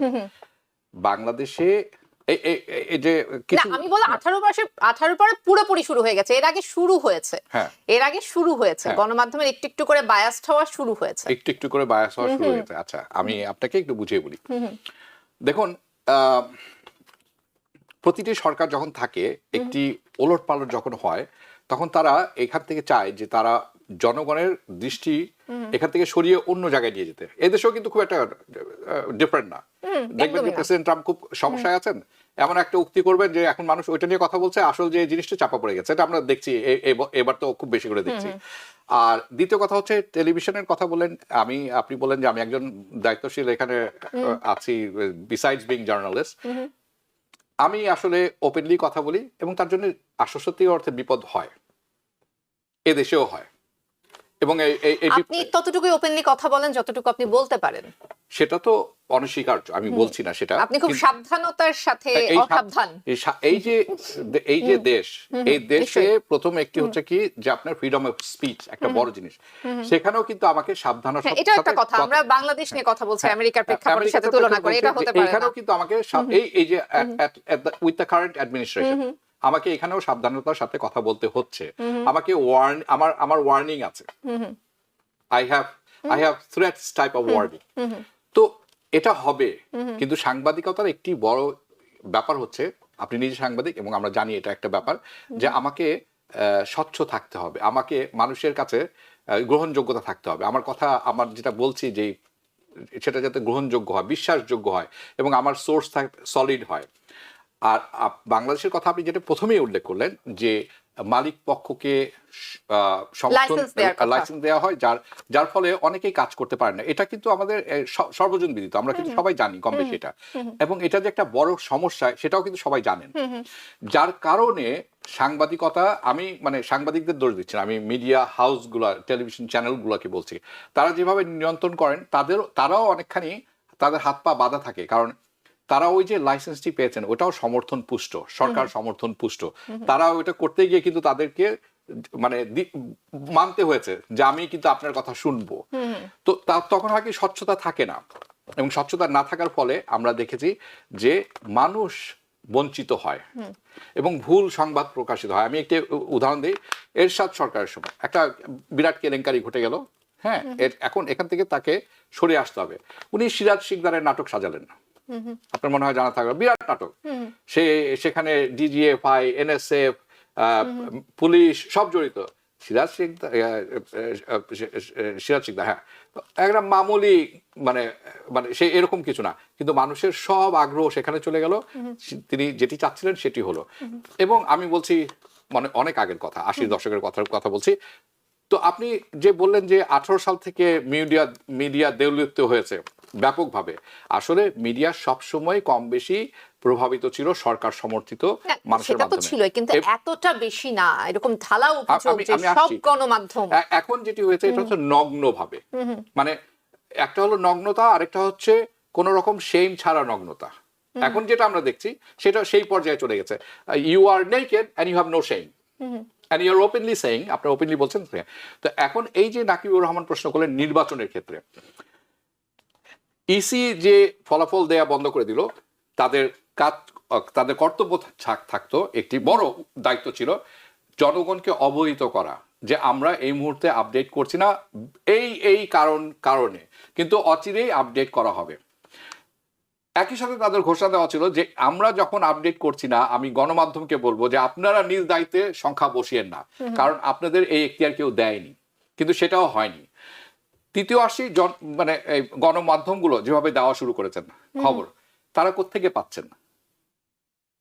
পাচ্ছেন তারা এই সংখ্যা? তারা কি পোলিং এজেন্ট বসিয়েছিলেন সেখানে, যে অথবা ভোট গণনাকারী যারা আছেন তারাও মানে রিটার্নিং অফিসার ছিলেন? তারা কোত্থেকে পাচ্ছেন? এটাও কিন্তু তারা বলছেন না। তারা বলছেন অমুকে ওখানে জয়ী হয়েছে তমুকে। আমি একটি জরিপ দেখলাম, জরিপের কথা আসি, যমুনা টিভি পরিচালিত জরিপ, ভুলে ভরা। তারা বলছেন 41,000 মানুষের উপরে জরিপ করা হয়েছে, কিন্তু এটা ছিল এক পেশে। আচ্ছা, রাইট? তো জরিপও ভুলে ভরা, এক পেশে, সমর্থন পুষ্ট, সংবাদও দেওয়া হচ্ছে সমর্থন পুষ্ট, এবং এখন যে 2-4 প্রশ্ন হচ্ছে সেটাও কিন্তু এই সন্ধিহান মানুষ এই কারণে। তো আমি অচিরে আশা করব এটিরও একটি সুরা হবে, নতুন সরকার আসবে, পূর্ব দিগন্তে সূর্য উঠেছে আমরা বলি না, আমি আশা করি এই ইলেকশন সেরকম একটা কিছু ঘটাবে, এবং যেই আসুক না কেন আমরা তাকে সাধুবাদ দিব, অভিনন্দন দিব। যে পরাজিত হবেন তারাও সেটা মেনে নিবেন এবং একসাথে কাজ করবেন, কারণ দলের চেয়ে দেশ বড়, মানুষ বড়, নিশ্চয়ই বাংলাদেশ এগিয়ে যেতে চায়। আমি এখানে শেষ করব, কারণ এই আলোচনা অনেক, এই আলোচনা করলে আসলে শেষ হবে না। যে আমাদের সঙ্গে আমাদের অতিথিরা যুক্ত হয়েছেন, আমি একটু পরিচয় করে দিতে চাই। এই মুহূর্তে আমাদের সঙ্গে রয়েছেন সিনিয়র জার্নালিস্ট এবং সেই সাথে পলিটিক্যাল অ্যানালিস্ট হাসান ফেরদৌস। আমাদের সঙ্গে আরো রয়েছেন professor doctor M Khalequzzaman, Commonwealth University of Pennsylvania থেকে তিনি আছেন। আমাদের সঙ্গে school of science and allied হেলথের প্রফেসর ডক্টর মহসিন পাটোয়ারি আছেন। আমাদের সঙ্গে আরো রয়েছেন পলিটিক্যাল অ্যানালিস্ট পেনসিলভেনিয়া থেকে ডক্টর ইবরুল চৌধুরী। 4 জন অতিথিকেই স্বাগত জানাচ্ছি আমাদের আজকের আয়োজনে। আমি হাসান ফেরদৌস আপনার কাছেই শুরুতে আসতে চাই। গণমাধ্যমের যেই ভূমিকাগুলো আসলে আমরা দেখছি সেটি নিয়ে আসলে কথা বলতে চাই, যেটি আমাদের মানে আগের অতিথিদের সঙ্গে আলোচনায় বারবার উঠে আসছিল, যে এই লড়াইটাতে আমরা যতটা না মানে ধানের শীষ এবং দাঁড়িপাল্লার লড়াই, তার থেকে দেখছিলাম যে গণমাধ্যমগুলোর মধ্যে একটা খুব অসুস্থ প্রতিযোগিতা চলছিল, এবং অনেক জায়গা থেকে আসলে গণমাধ্যমের সাধারণ মানুষের প্রতি দায়বদ্ধতা নিয়ে প্রশ্ন উঠেছে, এবং প্রার্থীরা তো আসলে ঢালাওভাবে গণমাধ্যমের উপর অভিযোগ করছে। কিছুটা আমাদের পলিটিক্যাল কালচার, যেই প্রার্থী হেরে যায় সেই প্রার্থী আসলে দোষারোপ করে, আবার কিছুটা সত্য, এটা আমরা গণমাধ্যম কর্মী হিসেবে বুঝতে পারি। আপনার পর্যবেক্ষণ কি? আসলে গণমাধ্যমের এই ধরনের আচরণকে আপনি কিভাবে দেখেন? সবাইকে ধন্যবাদ, সবাইকে শুভেচ্ছা এবং অভিনন্দন। বাংলাদেশ জিতেছে, আপনারাও সেই জয়ের অংশীদার, ফলে আপনাদেরকে অভিনন্দন। মিডিয়াকে নিয়ে আমাদের অভিযোগ নতুন নয়, পছন্দ না হলে অভিযোগ, পছন্দ হলে সব ভালো। আমি মনে করি আমাদের মিডিয়া, যেহেতু দীর্ঘকাল এই মিডিয়া স্বৈরাচারের জাতাকলে নিষ্পেষিত ছিল, ফলে নিজের কথা বলবার সাহস তার মধ্যে এখন অর্জিত হয়নি। আমি সাংবাদিক, 40 বছর ধরে আমি সাংবাদিকতা করি, ফলে আমি জানি সরকার আমাকে না বললেও আমি সেন্সরশিপ করি। আমি ভয় পাই যে কোন কথা বললে তার প্রতিক্রিয়া কি হবে। আপনারা দেখেছেন 2 সপ্তাহ আগে ডেইলি স্টারের সম্পাদক মাহফুজ আলম কি বলেছেন। তিনি এখনো ভয় পান সরকারের না, মবের, এবং এই মব সরকারের চেয়েও ভয়াবহ। যে ঘটনা ঘটেছিল 1 মাস আগে ডেইলি স্টার এবং প্রথম আলো অফিসে, কি হয়েছিল? ডেইলি স্টার অফিসে একদল লোক আটকে পড়ে আছে, চারদিকে আগুন, তারা মারা পড়তো। ফলে যদি সংবাদ মাধ্যম তার ভূমিকা কোনো কোনো ক্ষেত্রে না পালন করে থাকতে পারে, তার কারণ সংবাদ মাধ্যম নয়, তার পেছনে রয়েছে আমাদের রাজনৈতিক এবং সাংস্কৃতিক অভিজ্ঞতা। যে অভিজ্ঞতার পরিপ্রেক্ষিতে সাংবাদিকরা নিজের পিঠ বাঁচানোর জন্যে এই ভূমিকা নিয়ে রাখে। শেষ কথা বলছি, আমাকে মানব জমিনের সম্পাদক বলছিলেন যে আমি সবসময় পেছনে তাকিয়ে থাকি, পেছনে কে আমার জন্য অপেক্ষা করছে, ছায়াটা কি, কার ছায়াটা আছে, এই ভয়টা সারাক্ষণ আমাকে তাড়া করে বেড়ায়। সত্য বলবো কি করে? সত্যের তো একটা চেহারা নয়, সত্য যার যার কাছে যেমন, এবং আমাকে এই প্রতিপক্ষকে নেভিগেট করে এগুতে হয়। বলে দোষ দেবেন না, আমরাও শিখছি, বাংলাদেশ এগুচ্ছে, মিডিয়াও এগুচ্ছে। Thank you. চমৎকার। আমি সত্য কথা, এবং বিপদ সবারই থাকে এবং বিপদটা তৈরি করার লোকও থাকে। এটা থেকে বের হয়ে আসতে হবে, সময় লাগবে। এবং আমি আশা করি যে এটি আস্তে আস্তে চর্চার মধ্যে আসবে। যেমন আমরা একটা অভূতপূর্ব দিন দেখলাম আজকে ইলেকশনের ব্যাপারে কথা বলছি, যেখানে স্বতঃস্ফূর্তভাবে একটি নির্বাচন সম্পূর্ণ হলো, মানুষের অংশগ্রহণ ছিল, সেখানে মানুষ বলেছেন আমি ভোট দিতে পেরেছি এবং ফলাফল আস্তে আস্তে আস্তে আসছে। সেটিও সব দিক থেকে আমরা দেখছি পক্ষে বিপক্ষে কথা আছে, সেটা সবসময় থাকবে, এটা নতুন কিছু নয়। আমি যাব খালেকুজ্জামান আপনার কাছে আমার প্রশ্ন, এই যে ইলেকশনটা হয়ে গেল, এটি ছিল অনেক জল্পনা কল্পনার ইলেকশন। এখানে জেন জি প্রথমবারের মতো তারা ভোট দিচ্ছেন, they are one of the deciding factors. মহিলা ভোটারের সংখ্যা প্রচুর, তারাও এসেছেন অনেক দিন বাদে ভোট দিতে, ভোট কেন্দ্রে তারা মনে করেছেন শান্তিপূর্ণভাবে ভোট দেওয়া সম্ভব, এসেছেন এবং আমরা ভোট কেন্দ্রে নজর রেখেছি, আমরা দেখেছি সেটাও হচ্ছে। একটি প্রশ্ন ছিল যে আওয়ামী লীগ সমর্থিত যারা আছেন, আওয়ামী লীগ যেহেতু এই ইলেকশনের বাহিরে, তারা কাকে ভোট দিবেন, এটি কিন্তু এখনো রহস্যই রয়ে গেছে। আমরা হ্যাঁ না ভোটের ফলাফলের দিকে তাকালে কিছুটা অনুমান করতে পারি যে না ভোট কোথা থেকে আসতে পারে। আমি শুনবো আপনার পর্যবেক্ষণ। জি, ধন্যবাদ আপনাকে। এবং হাসান ভাই যেমন বলছিল, আপনাদের সবাইকে অভিনন্দন, কারণ অনেকদিন পরে এমন সুন্দর একটা অংশগ্রহণমূলক নির্বাচন হলো। অংশগ্রহণমূলক এই সেন্সে যে একটা দেশের 60% অধিক লোক যখন ভোট দিতে গিয়েছে, আমাদের যদি অতীতে থাকা এই জিনিসগুলোতে, এক্সেপ্ট ফর 2008 অনেক মানুষ ভোট দিয়েছিল। এটা কি কারণে এই অ্যানালাইসিসে না যায়, 80% নাকি ভোট দিয়েছিল। কিন্তু তার আগে যেই নির্বাচনগুলি বাংলাদেশে ধরে নেওয়া হয় লেজিটিমেট ইলেকশন, যেমন 91, তারপর জুনের 96-এর জুনে 2001, এই ইলেকশনগুলোর কোনোটাতেই কিন্তু অংশগ্রহণ 60% ক্রস করেনি। 58, 57 ওই লেভেলে ছিল, কোথাও কোথাও কম। তো সেই অর্থে যতই আমরা সমালোচনা করি যে এটা আসলে কারা অংশগ্রহণ করতে পেরেছে পারে নাই, তা আমি মনে করি এটা খুবই অংশগ্রহণমূলক একটা ইলেকশন হয়েছে। এখন আপনি যেটা বললেন যে জেনজি, হ্যাঁ, জেনজিরা তো অভ্যুত্থানের প্রধান অংশ ছিল, সুতরাং তাদের একটা বড় রোল স্বাভাবিকভাবেই থাকবে, এটা এক কারণ। আর মহিলারা সারা জীবনই তো দেশের অর্ধেক, সেটা নতুন কোনো ফ্যাক্টর আমার কাছে মনে হয় না, কারণ অর্ধেক ভোটার তো অবশ্যই মহিলা। তবে মহিলাদের অংশগ্রহণটা কেমন ছিল এই বছর? মহিলাদের অংশগ্রহণটা বেশি চোখে পড়েছে আমার, এই জন্য যে আমাদের দেশের মহিলাদের চেহারা সুরত অনেক পাল্টে গেছে। যেটা 90-তে দেখতাম, 80-তে দেখতাম, 2000 পর্যন্ত আমরা দেখতাম তাদেরকে আমরা বাংলাদেশের মহিলা বলতে আমরা যেই মানুষ চিত্রটা থাকে, আমি যখন দেখলাম যে ফিল্ডে ভর্তি, তখন আমার কাছে কিছুটা ভয়, কিছুটা ভীতি যে এরা কারা, এদের এই ইয়ের পিছনে, এই পর্দার পিছনে এরা কি আসলে পুরুষ নাকি জঙ্গি নাকি নিনজা নাকি, এই জাতীয় মহিলার সংখ্যা প্রচুর দেখা গেছে এবার। তা সেই সেন্সে মনে হয়েছে যে মহিলাদের আধিক্য ছিল। তবে সব মিলিয়ে আমার মনে হয় যে এই সরকারের জন্য একটা বড় চ্যালেঞ্জ ছিল যে একটা গ্রহণযোগ্য নির্বাচন তারা দিতে পারবে কিনা। প্রচুর সন্দেহ ছিল, এমনকি আমরা ইনক্লুডেড। আমিও বলবো না যে আমিও জিনিসটাকে সন্দেহ করি নাই যে সরকার আদৌ কেপেবল কিনা। তাদের যে যে এক ধরনের অথর্বতা আমরা দেখছি বিভিন্ন কেসে, তা আমাকেও মনে করি যে এক ধরনের ইয়ে করে ভুল প্রমাণিত করে তারা দেখিয়ে দিয়েছে যে নির্বাচনটা সত্যি ভালো হয়েছে। এবং এর ক্রেডিট আমি শুধু সরকারকে দিব না, এর ক্রেডিট রাজনৈতিক দলগুলোরও, কারণ রাজনৈতিক দলগুলো ইচ্ছা করলে মারামারি করতে পারতো। এর ক্রেডিট আমাদের যারা হচ্ছে ল এনফোর্সিং যে এজেন্সিস ছিল, মানে আর্মি ইনক্লুডেড, আনসার ছিল 5 লক্ষের মতো। তো সব মিলিয়ে আমার মনে হয় যে আমরা খুবই সুন্দর একটা উৎসবমুখর নির্বাচন দেখলাম এবং আমরা ভবিষ্যতের দিকে তাকিয়ে আছি, দেখি কি হয়। জি, ধন্যবাদ। অপলা। জি, অসংখ্য ধন্যবাদ জানাচ্ছি। আমি একটু পরবর্তী যেই অতিথি রয়েছেন, আমি একটু প্রফেসর ডক্টর মহসিন পাটোয়ারি একটু আপনার কাছে যেতে চাই, একটু আপনার কাছ থেকেও আসলে জানতে চাইবো যে নির্বাচন তো আসলে ফলাফল একরকম আমরা বলতেই পারি যে হয়ে গেল। সামনের দিনগুলোতে যেই দল সরকার গঠন করবে, যেই দল বিরোধীতে থাকবে, সামনের দিনগুলোতে আসলে আপনি কেমন বাংলাদেশ দেখছেন? মানে পূর্বের যেই আমাদের খারাপ অভিজ্ঞতা ছিল সেগুলো কি আবার পুনরায় আমাদের জন্য আসলে রিপিট হবে কিনা, নাকি সত্যি আমরা একটা নতুন বাংলাদেশের স্বপ্ন দেখতে পারি? আপনাকে অসংখ্য ধন্যবাদ। আপনার এই প্রশ্নের জবাব থেকে আমি শুরু করি যে এই যে বর্তমান যে সরকার অলমোস্ট 2/3 নিয়ে আসছেন, যে বিএনপি সরকার, এই বিএনপি সরকারের কার্যক্রম এবং ইফিসিয়েন্সির উপর নির্ভর করবে বাংলাদেশের অবস্থা কি হবে। যে চ্যালেঞ্জগুলো ওনারা ইমিডিয়েটলি পাবেন এই সরকার, যে জুলাই সনদ যে জিনিসটা, ওনারা কিছু কিছু জায়গায় ওনারা নোট অফ ডিসেন্ট দিয়েছেন। এই জুলাই সনদের যে হাঁ ভোট এখন তো পাশ হয়েছে বোঝা যাচ্ছে, এই হাঁ ভোটের যে কতগুলো সংস্কার এই সংস্কার অনেক লোক পছন্দ করে। আমরা বিদেশে যারা আছি এর অনেকগুলো আইটেম আমরা পছন্দ করি, দেশের লোকেরা পছন্দ করে। এই সংস্কারগুলোকে কত দ্রুত ওনারা বাস্তবায়নের দিকে এগিয়ে নিয়ে যাবেন।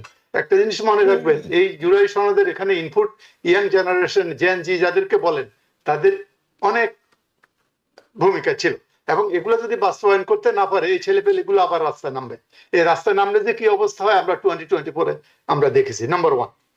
সেকেন্ড থিং দ্যাট এই সরকারের যে এতগুলো চ্যালেঞ্জ, এই যে দ্রব্যমূল্য, আপনার রমজান আসতেছে, এই দ্রব্যমূল্যকে যদি স্থিতিশীল করতে না পারেন আপনি, then it will be a big challenge for the government, এবং এটার উপর নির্ভর করবে সরকার কেমন যাবে। তারপরে ওনার যেটা এই যে দলীয় নেতা কর্মী যারা আমাদের তারেক রহমান সাহেব ইনহেরিট করেছেন আর কি, যে চাঁদাবাজি, দলবাজি এটসেট্রা এটসেট্রা উনি প্রমাণ করছেন, এদেরকে উনি কন্ট্রোল করবেন কিভাবে? আগে তো দলীয় লিডার হিসাবে তাদেরকে বহিষ্কার করা হয়েছে, এখন তো বহিষ্কারের প্রশ্ন নেই, এখন করতে হবে বিচারের আওতায় নিয়ে আসতে হবে নিজের লোকজনকে। সেটা উনি কিভাবে করবেন একটা ডেমোক্রেটিক পার্টি হিসাবে? এটা তার একটা বিরাট চ্যালেঞ্জ।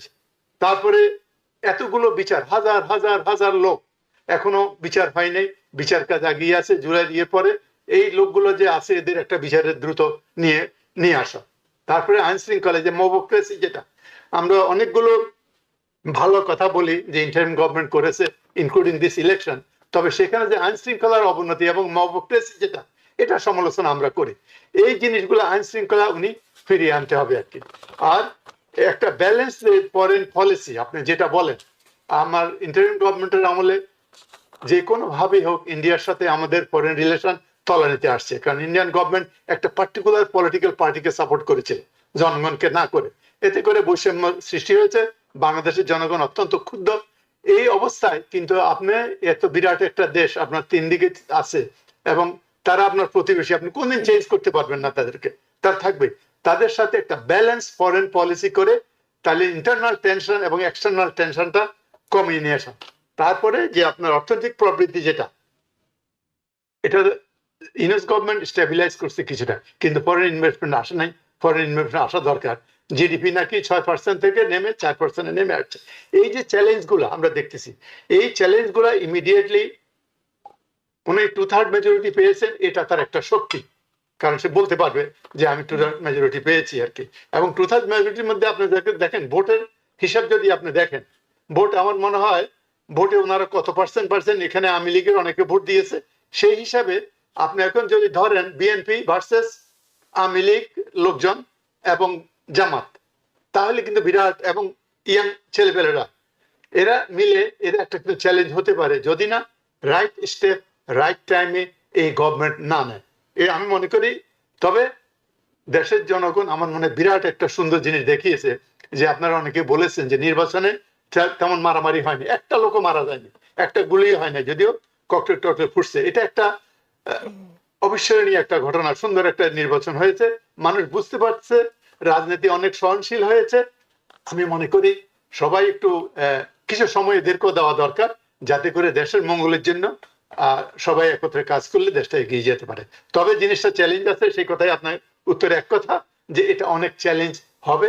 এটা তারেক রহমানের যে প্ল্যান কথা বলেছে, যে প্ল্যান যাদেরকে দিয়ে কার্যকর করবে, সেই কার্যকর যাদেরকে দিয়ে করবে তাদেরকে উনি ঠিক মতো লাগাম ধরতে পারবেন কিনা, তার দলের যে সিনিয়র নেতৃবৃন্দ তার আইডিয়াগুলোকে বাই করবে কিনা, এইসব কিছুর উপর নির্ভর করবে আগামী 1 বছর 2 বছর দেশের কি অবস্থা হবে এবং সুশাসন কায়েম করতে পারবে কিনা।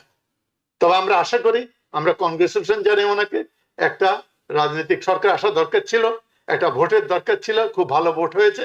We congratulate whoever won and we also congratulate the বিরোধী দল জামাত, যাদেরকে বলেন যে তারা কোনো ভায়োলেন্সে যায়নি, তারাও মেনে নিচ্ছে ইভেনচুয়ালি আর কি। তবে এটা জিনিস যাক, আর আমি এখানে এখন থামবো, কারণ আমার অন্যান্য গেস্টরা আছে, ওনাদের কাছ থেকে শুনি। ধন্যবাদ। আমি একটু হাসান ফেরদৌস আপনার কাছে ফেরত যেতে চাই। আপনি কিছুক্ষণ আগে আমাদেরকে অভিনন্দন জানিয়েছেন, আপনি নিজেও অভিনন্দনের অংশ পাওয়ার অংশ, দেশবাসীও অভিনন্দন পাওয়ার অংশ। আমি বলবো যে দলগুলি অংশগ্রহণ করেছে নির্বাচনে, তারাও এটি পাওয়ার যোগ্য, এবং এটি একটি অনন্য উদাহরণ তৈরি করেছে। আমাদের দেশে আমরা যদি সেরকম আবহাওয়া তৈরি করতে পারি, পরিবেশ তৈরি করতে পারি, তাহলে মানুষ স্বতঃস্ফূর্তভাবে ভোটদান করে, শান্তিপূর্ণভাবে ভোটদান সম্ভব। গুটি কয়েক মুষ্টিমেয় সন্ত্রাসীর কাছে আমরা অনেক সময় জিম্মি হয়ে যাই। সেটি অনেক সময় রাষ্ট্র মদদে হয়, ব্যক্তি উদ্যোগে হয়, কিন্তু ভালো কথা হচ্ছে আমরা সেটি এখন দেখিনি। নির্বাচনের ফলাফল যদিও সরকারিভাবে প্রকাশ করা হয়নি এখনো, অচিরেই হবে বলে আমি ধারণা করছি, কিন্তু এটি আমাদের কাছে পরিষ্কার যে সরকার কে গঠন করতে যাচ্ছে। এটি আর নতুন কোনো ব্যাপার নয়, এটি কোনো আচমকা বিষয় নয়, এখন কোনো সারপ্রাইজ এখানে নেই। সেই অর্থে জামাতে ইসলামীও বেশ ভালো করেছেন, স্বতন্ত্র প্রার্থীরা যেরকম মনে করছিলেন সবাই 2-4টা পাবেন, সেরকমই হয়েছে। এখন আসছে বিষয় শান্তিপূর্ণ ক্ষমতার হস্তান্তর। আমরা কিন্তু এই শান্তিপূর্ণ ক্ষমতার হস্তান্তর সেরকমভাবে দেখিনি। হাসান ফেরদৌস, আমি আপনার কাছে আমার প্রশ্ন, আপনার কি এখানে কোনো আশঙ্কা আছে কিনা এই শান্তিপূর্ণ হস্তান্তরের ব্যাপারটিও কিছুটা ধোঁয়াশা, কবে নাগাদ হবে, কে করবে, এটিরও কিন্তু এখনো কোনো সময় নির্ধারণ নেই। আমাদেরকে যদি আপনি আমাদেরকে একটু আলোকিত করেন আপনার এই বিশ্লেষণ দিয়ে। অ্যাবসলিউটলি হাবিব ভাই, এই আপনার প্রোগ্রামে এবং অন্যান্য প্রোগ্রামে একটা কথা আমি বারবার বলেছি, কারা বলে নির্বাচন হবে না। একটু আগে খালিকুজ্জামান সাহেব ভালো বললেন, তিনিও বলেছেন নির্বাচন হবে না। সন্দেহ প্রকাশ করেছি আমরা যারা এই কথা বলি টক শোতে। আমি আপনার সাথে 100% একমত, কারণ আপনি এই কথাটি, কোনো যোগাযোগ নেই আমাদের। আপনি এই কথাটি 1000বার বলেছেন। পলিটিক্যাল পার্টিগুলি বলেনি, গভর্নমেন্ট বলেনি, কমিশন বলেনি, আমরা বলছি দূর থেকে নির্বাচন হবে না ভাই। দুদিন আগেও দেখছি, এমনকি নির্বাচন হয়ে যাওয়ার পর এখন কি বলা হচ্ছে, ক্ষমতা হস্তান্তর হবে না। জি, কেন হবে না? এই সন্দেহ করার কারণটা কি আপনার? কারণ আপনি চান না ক্ষমতা হস্তান্তর হোক, আপনি চান না নির্বাচন হোক, কারণ তাতে আপনার স্বার্থ আছে। আপনার 2 রকমের স্বার্থ। প্রথমত, আপনি বিদেশে বসে ষড়যন্ত্র করছেন এই সরকার ব্যর্থ হোক, তাতে আপনার একটু ফায়দা আছে। আর 2 নম্বর, আপনার পুঁজি তো এইটা, দিস ইজ ইয়োর ক্যাপিটাল। আমি স্পষ্টভাবে বলছি, আমার কোনো সন্দেহ নেই এই সরকার 16 তারিখের মধ্যে বাই 16 ক্ষমতা হস্তান্তর করবে, এই কমিটমেন্ট আমাদের দিয়েছে। And I am quite sure তারা তাদের কমিটমেন্ট ফুলফিল করবে। হ্যাঁ, এবং আমরা আরেকটি অনন্য সাধারণ দৃষ্টান্ত দেখব, এটা প্রত্যক্ষ করব, এবং আমি মনে করি যে এটি আরেকটি মাইল ফলক তৈরি করে দিবে আমাদের সামনে। শুধু এখনকার নয়, সামনের যে নির্বাচনগুলো ঘটবে সেখানেও আমরা দেখব এটি চ্যালেঞ্জ হয়ে দাঁড়াবে তাদের জন্য। খালেকুজ্জামান, আপনার কাছে আমি একটু প্রশ্ন করতে চাচ্ছি। আমি একটু ডক্টর ইবরুল চৌধুরীর কাছে জানতে চাই, ডক্টর ইবরুল চৌধুরীর কাছে যেতে চাই। ডক্টর ইবরুল চৌধুরী, একটু আপনার কাছে আসবো। বিএনপির আমরা এর আগের রাজনীতিগুলো দেখেছি, বিএনপির অনেক দোষ ত্রুটি ছিল, কিংবা বিগত দিনগুলোতে, কিংবা এই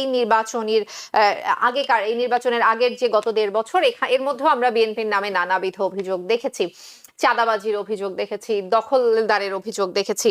এর আগে বিএনপির যখন ক্ষমতায় ছিল তখন বিএনপির নানাবিধ দুর্নীতির অভিযোগ আমরা দেখেছি।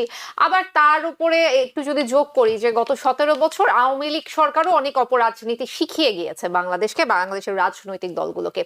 সবকিছু মিলিয়ে বিএনপি আসলে এই খারাপ দোষগুলো কতটুকু উত্তরণ করতে পারবে? আপনার কাছে কি মনে হয়? আপনি কতটুকু আশাবাদী নাকি আপনি শঙ্কাবাদী?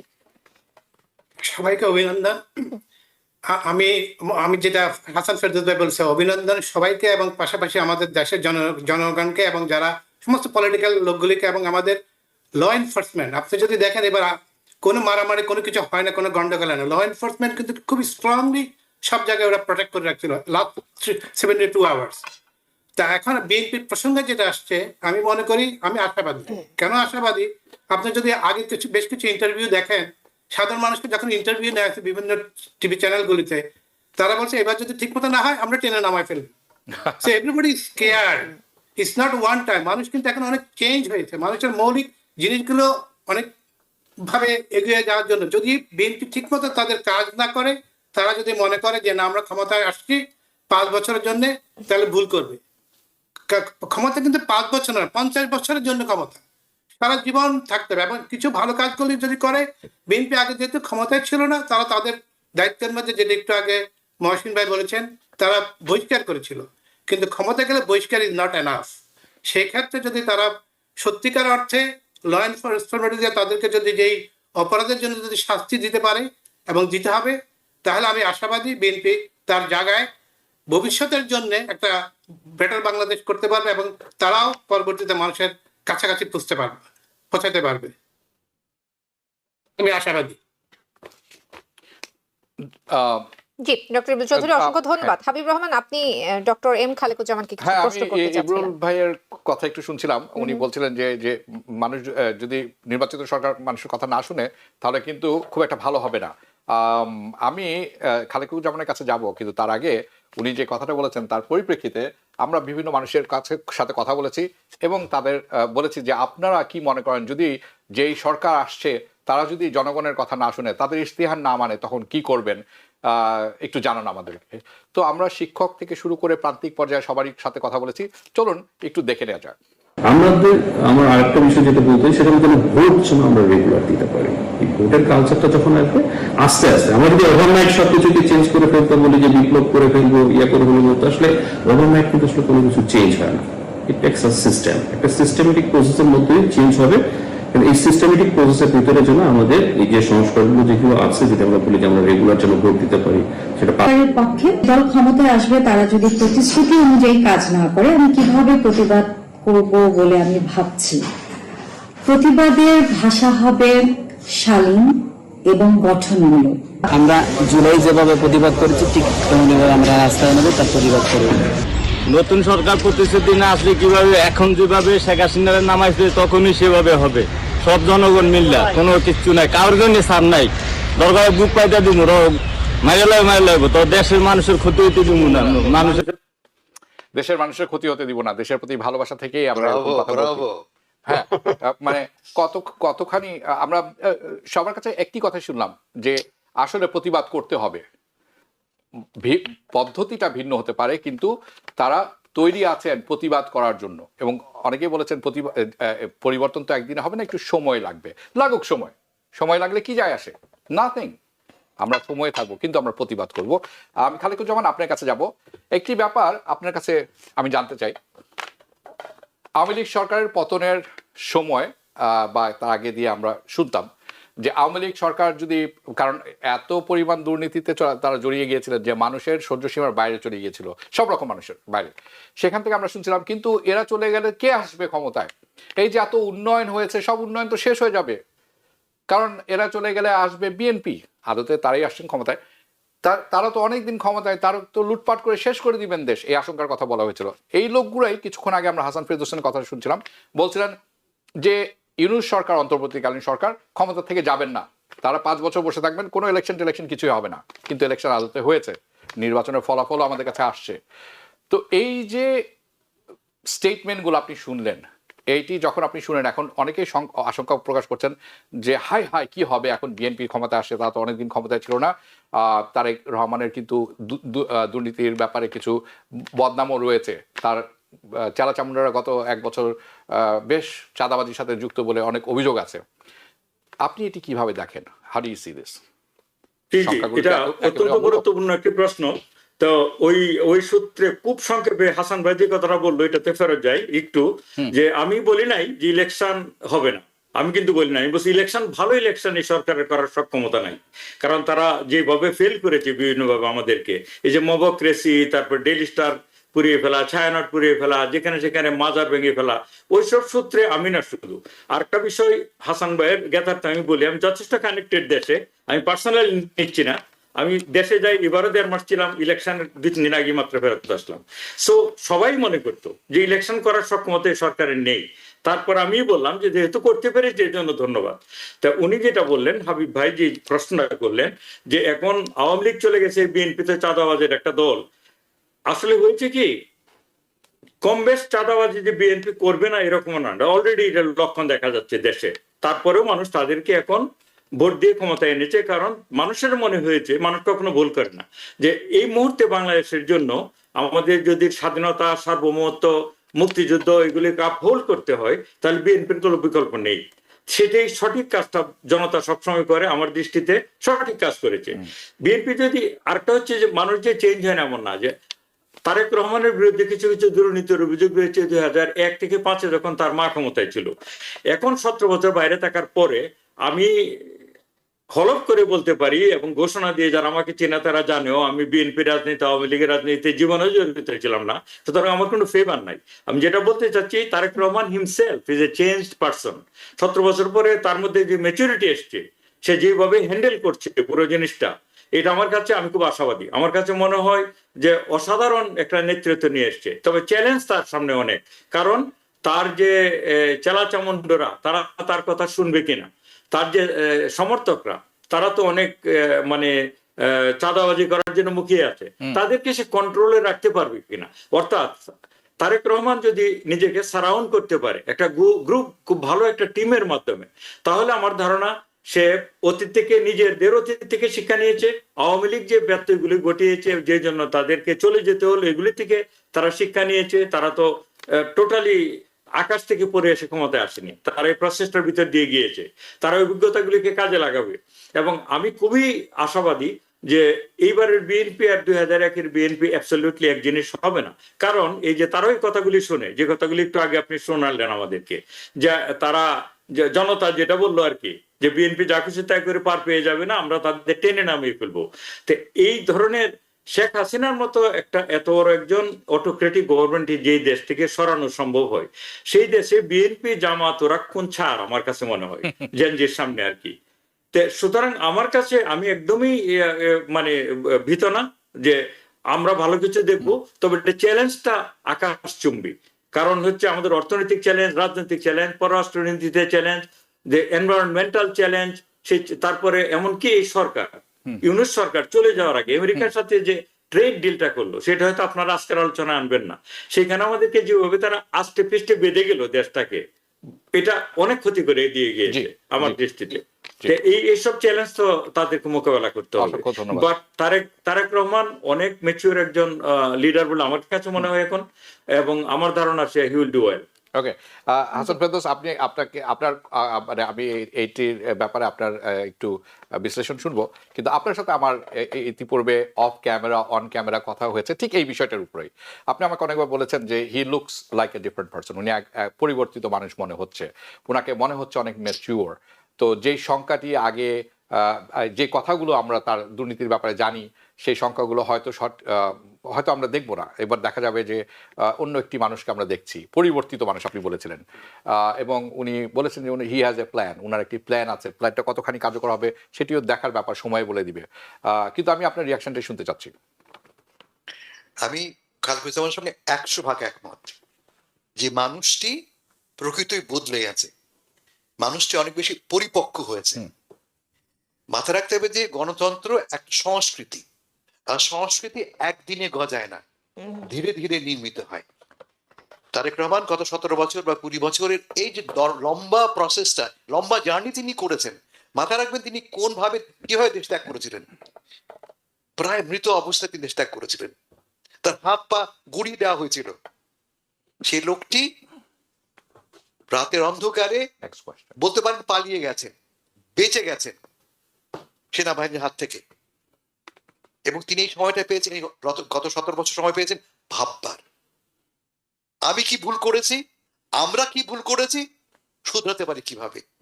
আপনি দেখুন তার সিম্বলগুলি, আমি আপনাকে বলেছি, আবারও রিপিট করি আমি, লোকটি কি করেছেন এবারে গ্রহণ করা যায়। তার নির্বাচনী ট্যাকটিক্স দেখুন আপনি। যখন তিনি খুব ভালো বক্তা নন, তিনি কথা বলেন প্রায় স্কুল মাস্টারের মতো, সেই এমন শফিকুর রহমান সাহেবের মতো তিনি বলতে পারেন না, তার কথার মধ্যে সেই ভুল ফোটানোর শক্তি তার মধ্যে নেই, কিন্তু স্পষ্ট করে স্বচ্ছভাবে কথা বলার যোগ্যতা তার আছে। তিনি কি করছেন, উনি সরাসরি কানেক্ট করছেন তার অডিয়েন্সের সাথে, ডেকে নিয়ে আসছেন তিনি, অলমোস্ট লাইক আমাদের এখানে টক শোর মতো, লাইভ টক শোর মতো। মঞ্চ থেকে তিনি বলে, আসো, তোমার নাম কি, তুমি কি চাও, হোয়াট আর ইউর ড্রিমস। এই যে কানেক্ট করার ক্ষমতা, এটা আমার মনে হয় যে অন্য কোনো নেতার যারা এখন এই মুহূর্তে আছে তার মধ্যে নেই। এটা তিনি শিখেছেন পশ্চিমে বসে, এটা একটা ব্যাপার। আর 2 নম্বর, তারেক রহমান এক অর্থে তুলনামূলকভাবে নবীন মানুষ। 60 বছর বয়স বটে তার, কিন্তু তার দৃষ্টিভঙ্গি, ভাবনা, চিন্তায় নবীনতর তিনি। যেখানে তার চারদিকে 70-80 বছরের বুড়োরা, সেখানে আমি বলবো তিনি একজন নবীন মানুষ। ফলে এই নবীন লোকটার কাছ থেকে এই বাংলাদেশের নবীন প্রজন্ম, যারা কিনা 44% আমাদের নির্বাচনী যে গোষ্ঠী আছে আমরা, তার মধ্যে 35 বছরের কম এমন লোকের সংখ্যা 44%, 4 কোটি মানুষ আমরা।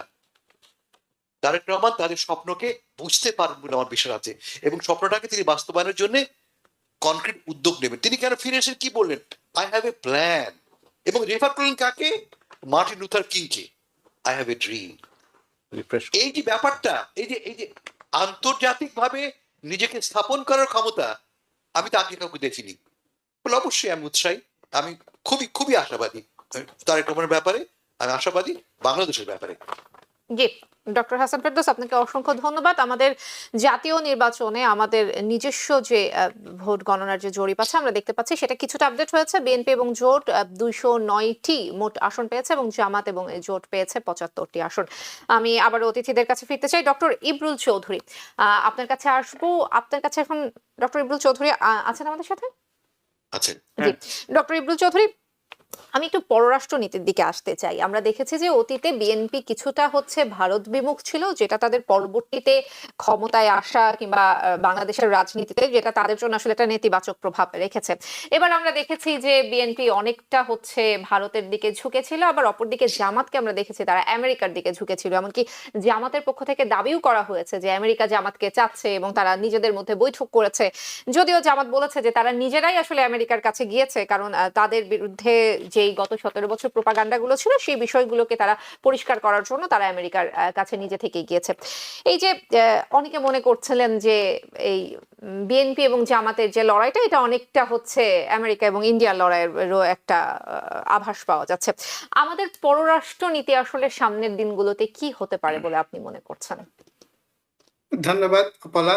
আপনি যদি দেখেন এই তারেক রহমান একটা ইন্টারভিউ নিয়েছিল, সে কিন্তু বলছে যে আমার দেশের সাথে প্রয়োজনে যার দরকার আমি সেখানেই যাবো। সে কিন্তু স্পেসিফিক বলে দিয়েছে, বলে নাই যে আমি ভারতের বিরুদ্ধে চায়নার দিকে যাবো, পাকিস্তান পন্থী হবো। সে সরাসরি বলে আমার দেশের জন্য যেটা দরকার, যেভাবে দরকার সেইভাবেই আমি সেই পররাষ্ট্র নীতিতে চলবো। যেটা আপনি যদি একটু দেখেন একদম প্রথম দিকে জিয়া রহমান যখন চলছিলেন উনি কিন্তু স্বার্থ তৈরি করেছিলেন।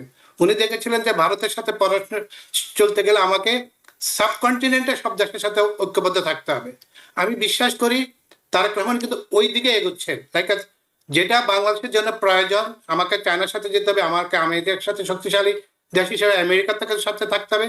পাশাপাশি আমাদের যেই ভারত যেহেতু আমাদের চারপাশে, ভারত একটা শক্তিশালী, এখন তাদেরকে সাথে আমাকে থাকতে হবে।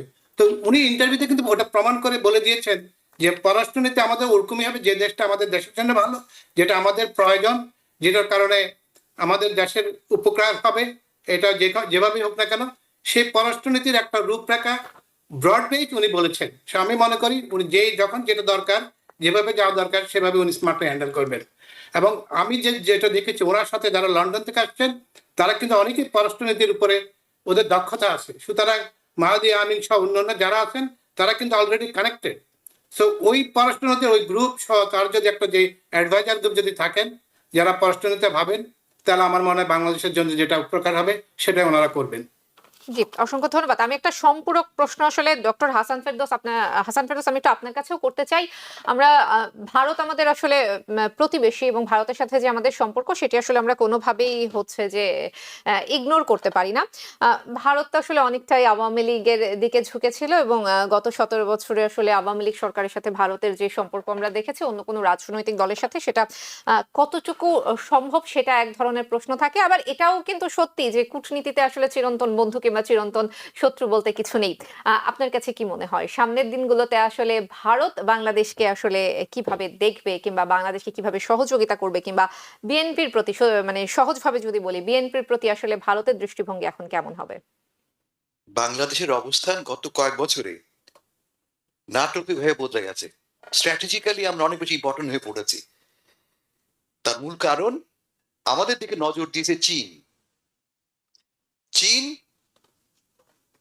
পাশে কিন্তু ভারত, এটা মাথায় রাখতে হবে। চীন চাইছে ভারতকে ঠেকাতে বাংলাদেশকে ব্যবহার করতে। অন্যদিকে আপনারা দেখেছেন দুদিন আগেই মার্কিন যুক্তরাষ্ট্র আমাদের জানিয়েছে তারা চায় না বাংলাদেশে চীন আসন গেড়ে বসুক। আমরা কি করছি চীনের সাথে? আমরা চীনের সাথে সামরিক চুক্তি করেছি। চীনের পয়সায় আমরা বাংলাদেশে ড্রোন ফ্যাক্টরি বানাচ্ছি। তাও কোথায়? লালমনিরহাটে, ভারতের পাশে চিকেন নেকের কাছে। কেন রে বাবা, জায়গা কি আর ছিল না?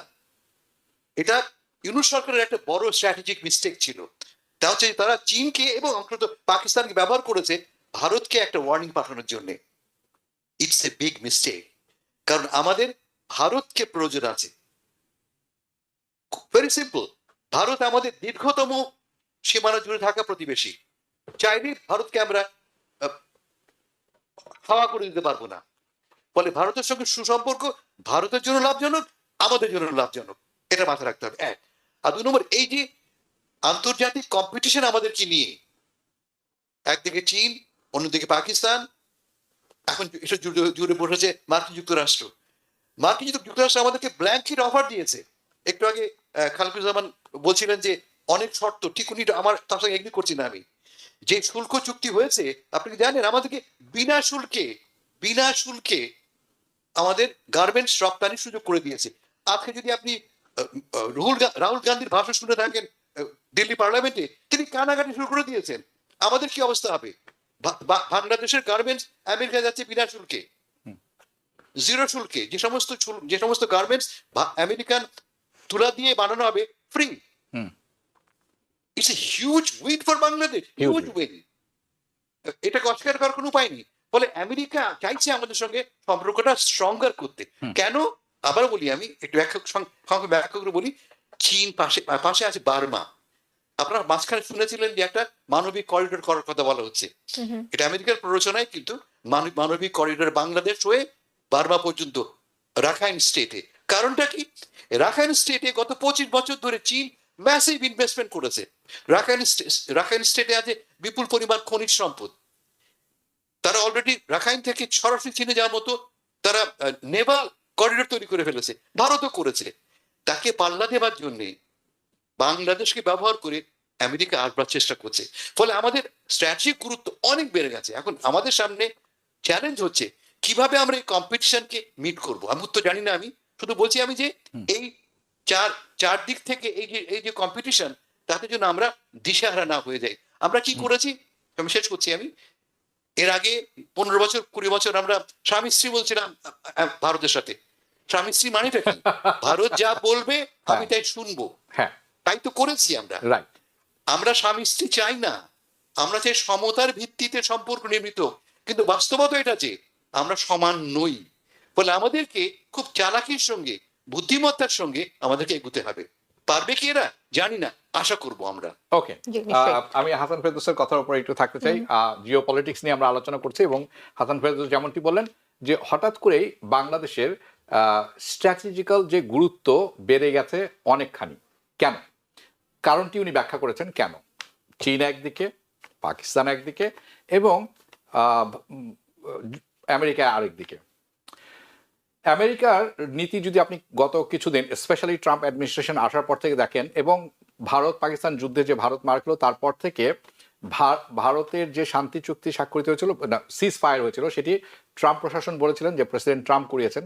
এটি মোদী সরকার উপেক্ষা করার পর, অস্বীকার করার পর একের পর এক ট্রাম্পের যে সিদ্ধান্ত, এটি চরমভাবে ব্যাহত করছে ভারতকে।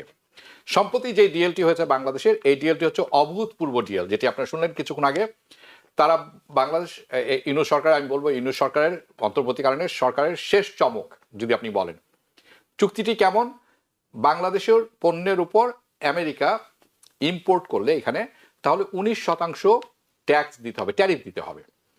কিন্তু বাংলাদেশ যদি তাদের গার্মেন্টস প্রোডাক্ট রপ্তানি করেন, সেই ক্ষেত্রে তুলো বা থ্রেড, মানে সুতো, দুটো যদি আমেরিকা থেকে আসে, তাহলে বাংলাদেশের রপ্তানিযোগ্য গার্মেন্টসের উপর 0% শুল্ক। এখন অনেকে বলবেন আমেরিকা থেকে কটন গেলে তো অনেক এক্সপেন্স হবে, বেশি ব্যয়বহুল হবে, সুতা ব্যয়বহুল। না, কথাটা সত্য নয়। দ্বিতীয় কথা হচ্ছে আমেরিকার কটনের স্ট্যান্ডার্ড যেটি আছে, মান অনেক উচ্চমানের। বাংলাদেশ আসলে কটন আমদানি করে ভারত থেকে, বছরে কত? $2 বিলিয়ন। ভারতের কটনের 70 থেকে 75%, আমার মনে হয় 90% কটন বাংলাদেশ কেনে, সেটা সুতা হোক, কাঁচা কটন হোক, তুলা। সেটি ভারত এবার সেটা হারাতে যাচ্ছে। কারণ বাংলাদেশ যদি আমেরিকা থেকে কিনে, তাহলে রপ্তানি হবে 0%। কোথা থেকে কিনবে বাংলাদেশ? অবশ্যই আমেরিকা থেকে কিনবে। কয়েকটি চুক্তি আছে, যেরকম বাংলাদেশকে 14টা বোয়িং কিনতে হবে, এটির অন্য স্ট্র্যাটেজিক প্ল্যান আছে ভিন্ন। আরেকটি ব্যাপার হচ্ছে যে বাংলাদেশ আমেরিকা থেকে বেশ কিছু কৃষি পণ্য আমদানি করবেন শূন্য ট্যাক্সে। এটার উপরে ট্যাক্স বসানো যাবে না। ইভেন আমেরিকার গাড়ি যদি বাংলাদেশে আমদানি করে, বাংলাদেশের মানুষ শুনে খুব খুশি হবেন। এটা কারণ বাংলাদেশে গাড়ি আমদানি করলে 300%, 400%, 800% ট্যাক্স আছে। আমেরিকার গাড়ি এই চুক্তির পর আমদানি করলে বাংলাদেশে 0% ট্যাক্স। সো যারা ধনী আছেন, অর্থ আছেন, তাদের জন্য খুশি খবর। ওকে, আই এম হ্যাপি। তো আমেরিকা এখানে এক্সপোর্ট করছে। দ্বিতীয় কথা হচ্ছে যে এই যে স্ট্র্যাটেজিক জিনিসটি তৈরি হলো, সেটি বাংলাদেশকে খুব সুবিধাজনক অবস্থায় ফেলে দিয়েছে এবং ভারতকে খুব অসুবিধাজনক অবস্থায় ফেলে দিয়েছে। বাংলাদেশের এক্সপোর্ট শুধুমাত্র টেক্সটাইল খাতে, অর্থাৎ গার্মেন্টস খাতে, আমেরিকাতে বছরে $9 বিলিয়ন, এবং ইউরোপে সেটি $21 বিলিয়ন বছরে, $21 বিলিয়ন। হিউজ। জনশক্তির পর এটি হচ্ছে সবচেয়ে বড় ইনকাম বাংলাদেশের। কাজে এটা অনেক বড় বিজয়। এখন আমি যাবো খালেকুজ্জামান আপনার কাছে। জিও পলিটিক্স স্ট্র্যাটেজিতে এই যে পরিবর্তন হলো, ইউনূস সরকার একটি চমকপ্রদ অবস্থান তৈরি করে গেলেন, এটির প্রক্রিয়া কি অব্যাহত থাকবে সামনে? হাসান ফেরদৌস একটি গুরুত্বপূর্ণ কথা বলেছেন যে there will be huge pressure. প্রতিবেশী দেশ Bharat, they don't play right, they don't play nice with Bangladesh. বড় দেশ, শক্তি সামর্থ্য দেখান সবসময়। বাংলাদেশ নিজের সম অধিকার বজায় রেখে, সম্মান বজায় রেখে এটি কোথায় নিয়ে যাবেন, এবং আগামীতে আমরা কি দেখব এই জিও পলিটিক্যাল চেঞ্জে? কারণ Pakistan is a player also, China is a player. লালমনিরহাটে বাংলাদেশ ড্রোন ফ্যাক্টরি বানাচ্ছে। আমার দেশ আমি যেখানে বানাবো সেটা তো আমাকে ইন্ডিয়াকে জিজ্ঞেস করতে হবে না। How do you respond to this? আপনার মতামত কি? জি জি, এটা একটা দীর্ঘ আলোচনার ব্যাপার, আমি এত ডিটেলসে এখন যাব না। দুই একটা কথা শুধু বলি যে আমেরিকান ট্রেড ডিল যেটা, এটা আরেকটু একটু ড্রিল করেন, তারপরে একদিন আমরা আলোচনা করি। এটাতে প্রচুর সমস্যা রয়েছে। এই যে আমেরিকান তুলা এবং আমেরিকান কটনের যেগুলি শুধু বাংলাদেশে যাবে, সেই ইয়েগুলো শুধু রেডিমেড জিনিসগুলো শুধু শুল্ক ছাড়া আসবে। তো আমেরিকান যে কটন, আমেরিকান তুলা, এগুলির দাম আমরা যে চীন থেকে বা অন্য জায়গা থেকে কিনি, এগুলির দাম অনেক কম হয়। বাংলাদেশে ফার্মাসিউটিক্যালস এর ব্যাপারে একটা ডিল করেছে এই সরকার। সেখানে হচ্ছে যে আমেরিকার যে FDA স্ট্যান্ডার্ডে ওষুধ বানাতে শুরু করতে হবে বাংলাদেশে, যাতে এটা আমেরিকাতেও আসতে পারে। FDA এর স্ট্যান্ডার্ড মেনটেন করে যদি বাংলাদেশে ফার্মাসিউটিক্যালস ওষুধ বানায়, তাহলে তার দাম যেটা বাংলাদেশের এখন 200 টাকায় মানুষ ওষুধ কিনতে পারে, এটার দাম গিয়ে পড়বে 2000 টাকা। আমি একটা আলোচনা ডিটেল শুনে কথাগুলি বলছি। তারপর আমাদের যে বোয়িংগুলি কিনতে হবে যেই দামে, এই দামে আমরা ফ্রান্স কিংবা অন্যান্য জায়গাতে অনেক কমে কেনা যায়। তারপরে হচ্ছে এনার্জি সেক্টরে যে ডিলটা করে গেছে 15 বছরের জন্য $15 বিলিয়ন। এটা 15 বছর মানে কি? এই সরকার, পরের সরকার, এর পরের সরকার, 3টা সরকার সে ইউনূস সরকার বেঁধে দিয়ে গেছে যে আমেরিকার থেকে আমাদের আমেরিকার দাম এলএনজি, এই যে লিকুইফাইড ন্যাচারাল গ্যাসগুলি কিনতে হবে। তো এখানে আপনারা শুধু শূন্য ট্যারিফ দেখছেন যে মানে গার্মেন্টস এর ক্ষেত্রে, এটা ভালো। এর বাইরে গিয়ে অনেকগুলো ক্লজ তারা বাংলাদেশকে অনেক বিপদে ফেলে যাচ্ছে। এটা একটু ডিল করে নিয়ে, আর একটু পড়াশোনা করে নিয়ে যদি আমরা আলোচনাটা করি ভালো হবে। এখানে আমি বিতর্কটা এখানে জড়াতে চাই না। আমি যেগুলি শুনছি আপনি বলছেন যে চ্যালেঞ্জ আছে। জি জি, অন্য ইস্যুটাতে আসি। আমি হাসান ভাইয়ের সাথে 100% একমত যে ভারতের সাথে আমাদের বুদ্ধি করে হলে ভালো সম্পর্ক করতে হবে। কারণ এই সরকারের দেখুন ক্ষমতায় আসার পরেই এই বছরে বড় চ্যালেঞ্জ কি হবে, যে গঙ্গা চুক্তি যে এক্সপায়ার হয়ে যাচ্ছে, 30 বছরের গঙ্গা চুক্তি, সেটাকে নিয়ে ভারতের সাথে এই সরকারকে ডিল করতে হবে। ভারত তো বেঁকে বসে থাকবে। তারপরে হচ্ছে তিস্তা চুক্তি হয়নি কোনোদিন, সেটা নিয়ে হাসিনা সরকার যেটা করলো, এটা চায়নার উপর একটা কন্ট্রাক্ট দিল যে মেগা প্রজেক্ট করবে, তিস্তা মহাপরিকল্পনা। তাতে ইন্ডিয়া অনেক ক্ষুব্ধ হয়ে আছে, এটা করা উচিত হয়নি। তারপরে হচ্ছে ইউনূস সরকার আরেকটা যেটা ভুল করলো, ড্রোন ফ্যাক্টরিতে করলো, এটা আপনারা বললেন যে চায়নার সাথে গিয়ে বলছে যে তোমরা আমাদের দেশের জন্য সমস্ত নদী নালাগুলির জন্য 50 বছরের প্রজেক্ট করে দাও। তাতে ইন্ডিয়া আরো ক্ষিপ্ত, কারণ নদীগুলো আসে ইন্ডিয়া থেকে বাংলাদেশে। নদী নালার ব্যাপার আমি যেহেতু কাজ করি নদীগুলো নিয়ে, পরিবেশ নিয়ে, আমি জানি যে ইন্ডিয়ার সাথে আমাদের অনেক বেশি ডিপেন্ডেন্সি। তাদের সাথে সম্পর্কটা অনেক ওয়ার্ম হওয়া দরকার। তবে সেই সম্পর্কটা অবশ্যই সমতার ভিত্তিতে, মর্যাদার ভিত্তিতে হওয়া দরকার, অবশ্যই স্বামী স্ত্রীর ভিত্তিতে না, যেটুকু আগে আমরা আলাপ করলাম। তবে চায়নার সাথে যে ড্রোন ফ্যাক্টরিটা করেছে, এটা কিন্তু একটা প্রেসার হিসাবে করে থাকতে পারে।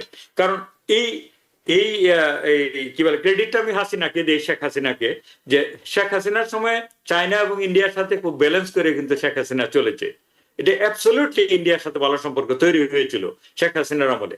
আমি মনে করি সে যত ইন্ডিয়ার সাথে ঝুঁকে থাক সম্পর্কে, কিন্তু চায়নার সাথে একটা ব্যালেন্সড সম্পর্ক শেখ হাসিনা তৈরি করেছিল, এবং এটাই লালমনিরহাটে ড্রোন ফ্যাক্টরি, যেটা আমরা বললাম যে আমাদের দেশে আমরা করতেই পারি, এবং এটা এক ধরনের ইনডাইরেক্টলি ইন্ডিয়াকে এক ধরনের চাপে রাখা, যে তোমাদের সাথে আমাদের সম্পর্ক ভালো থাকবে, মানে এই না যে আমরা এভরিথিং তোমাদের কথায় ডিক্টেটেড হয়ে করব।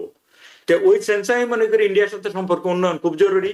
এবং আমি মনে করি তারেক রহমান যে বাংলাদেশে গিয়েছে এতদিন পরে, আপনারা এই স্টোরিটা তো মনে আছে, 2 সপ্তাহ আগে তিনি বলছিলেন যে আমার হাতে সবকিছু না, তারপরে রাতারাতি 2 সপ্তাহের মধ্যে ঠিক হয়ে গেল। আপনারা আমরা সবাই জানি যে এখানে ইন্ডিয়ার গ্রিন সিগন্যাল ছাড়া তারেক রহমান বাংলাদেশে যায় নাই। এর মানে তারেক রহমান ইন্ডিয়ার কাছে এখন ফেভার। তবে তারেক রহমানের সম্পর্ক ইন্ডিয়ার সাথে অ্যাবসলিউটলি হাসিনার সম্পর্কের মতো হবে না, কারণ ইন্ডিয়াও বাই নাও বুঝে গেছে যে বাংলাদেশে অ্যান্টি ইন্ডিয়ান সেন্টিমেন্ট অনেক হাই। 94% বাংলাদেশিরা এখন কিছুটা হলে অ্যান্টি ইন্ডিয়ান। এটা তো হওয়ার কথা ছিল না, কারণ আওয়ামী লীগ যারা করে কিংবা প্রগতিশীল যারা, তারা তো অ্যান্টি ইন্ডিয়ান হওয়ার কথা ছিল না, এমনকি আমাদের মতো যারা লোক। কিন্তু ইন্ডিয়ার যে লবসাইডেড বিহেভিয়ার বাংলাদেশের সাথে, তাতে আমাদের মতো লোকেরা খুব বিক্ষুব্ধ ইন্ডিয়ার উপর। অর্থাৎ ইন্ডিয়া মেসেজটা পেয়েছে যে আমাদের অ্যাটিটিউড কিছু চেঞ্জ করতে হবে বাংলাদেশের ব্যাপারে। এবং এটা যেটা আমি বললাম, অনেক জটিল সে সম্পর্কটা। আমি আশা করি তারেক রহমানের ব্যাপারে অ্যাওয়্যার, তিনি সুন্দরভাবে জিনিসগুলো ডিল করবে। তবে আমি মনে করি যে আমেরিকার সাথে যে ডিলটা ইউনূস সরকার 2 দিন আগে করে গেল, এটা অন্যরা যেভাবে ঢালাওভাবে এটাকে ক্রেডিট দিচ্ছেন, please dig into it and have a discussion on it. Thank you. জি, অসংখ্য ধন্যবাদ ডক্টর এম খালেকুজ্জামান। আমাদের অতিথিদেরকে আসলে বিদায় জানানোর সময় হয়ে গেছে, কারণ আমরা একদমই শেষ পর্যায়ে চলে এসেছি। Hasan Ferdous, professor doctor M Khalequzzaman, doctor Mohsin Patwari এবং ডক্টর ইবরুল চৌধুরী, 4 জনকে অসংখ্য ধন্যবাদ এবং কৃতজ্ঞতা এই ব্যস্ততার মাঝেও সময় দিয়েছেন। Thank you. Thank you. জি, হাবিব রহমান, আমি শেষ করার আগে একটু দর্শকদেরকে যুক্ত করতে চাই। আমাদের অনেক দর্শক অনেক রকম মন্তব্য করছেন, যেহেতু আমাদের টেলিভিশনের পাশাপাশি সোশ্যাল মিডিয়াতেও লাইভ হচ্ছে। বাবুল শফিক উনি বলছেন যে আওয়ামী লীগকে ভোটে না আনার কারণেই বিএনপি জয় পেয়েছে, কারণ আওয়ামী লীগের সব ভোট বিএনপিতে গিয়েছে। আমি একটু এখানে আপনার কাছে জানতে চাইবো, আমরা কয়দিন আগে দেখছিলাম যে তারেক রহমান আওয়ামী লীগের ভোট টানার চেষ্টা করছিলেন। তিনি বলছিলেন যে জনগণ চাইলে শেখ হাসিনার সন্তানরাও নির্বাচন কিংবা রাজনীতি করতে পারবে। তার কিছুদিন আগে আমরা দেখেছি জামায়াতের আমিরও আওয়ামী লীগকে দলে টানার চেষ্টা করছিলেন। তিনি বলছিলেন যে জনগণ চাইলে আওয়ামী লীগ রাজনীতি করতে পারবে। দুই পক্ষই কিন্তু টানার চেষ্টা করেছে আওয়ামী লীগের ভোট, কারণ বাংলাদেশে আওয়ামী লীগের একটা বড় ভোট ব্যাংক আছে। আপনার কাছে কি মনে হয় আওয়ামী লীগের ভোটারদের আসলে দিনব্যাপী কি অবস্থান ছিল, কিংবা তাদের ভোটটা আসলে কোন পক্ষে বেশি গেছে? এই নিয়ে অনেক জল্পনা কল্পনা আছে। It's a good question by the way. বাবু সাহেব উনিও খুব ভালো প্রশ্ন করেছেন, ধন্যবাদ আপনাকে।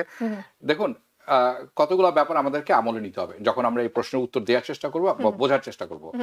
একটি ব্যাপার আজকে পরিষ্কার হয়ে গেছে যে সুস্থ পরিবেশ থাকলে মানুষ, জনসাধারণ ভোট দিতে আগ্রহী, তারা যায়। মহিলা, পুরুষ, কম বয়সী যারা আছে সবাই গেছেন। এই ব্যাপারে কারো কোনো সন্দেহ থাকার কথা নয়, এটি একটি আজকে প্রমাণিত হলো।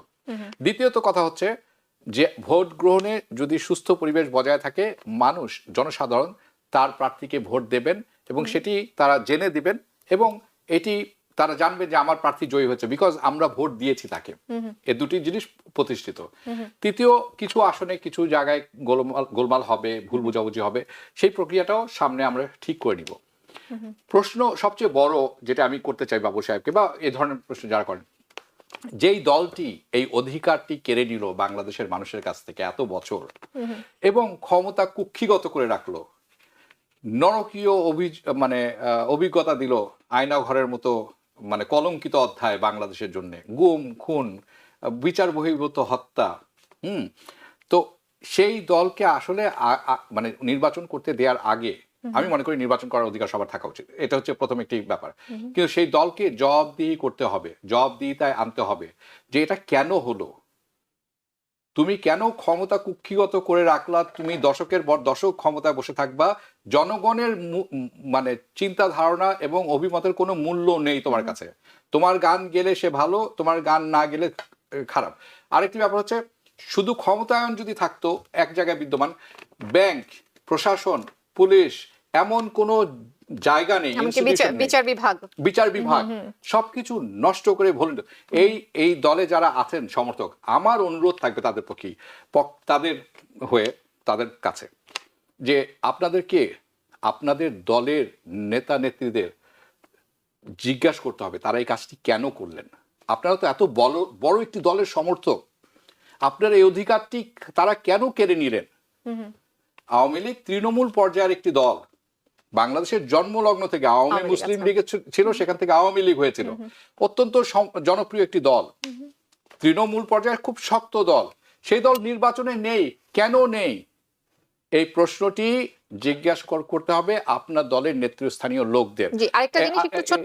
শেষ করি, আরেকটু কথা যোগ করছি, আপনাকে আরো জিজ্ঞাসা করতে হবে আপনার দলের নেতৃস্থানীয় জায়গায় এত পদ, 5-8 লোকের এত সংখ্যা অধিক্য কেন? এত চোর বাটপাড়ের সংখ্যা কেন?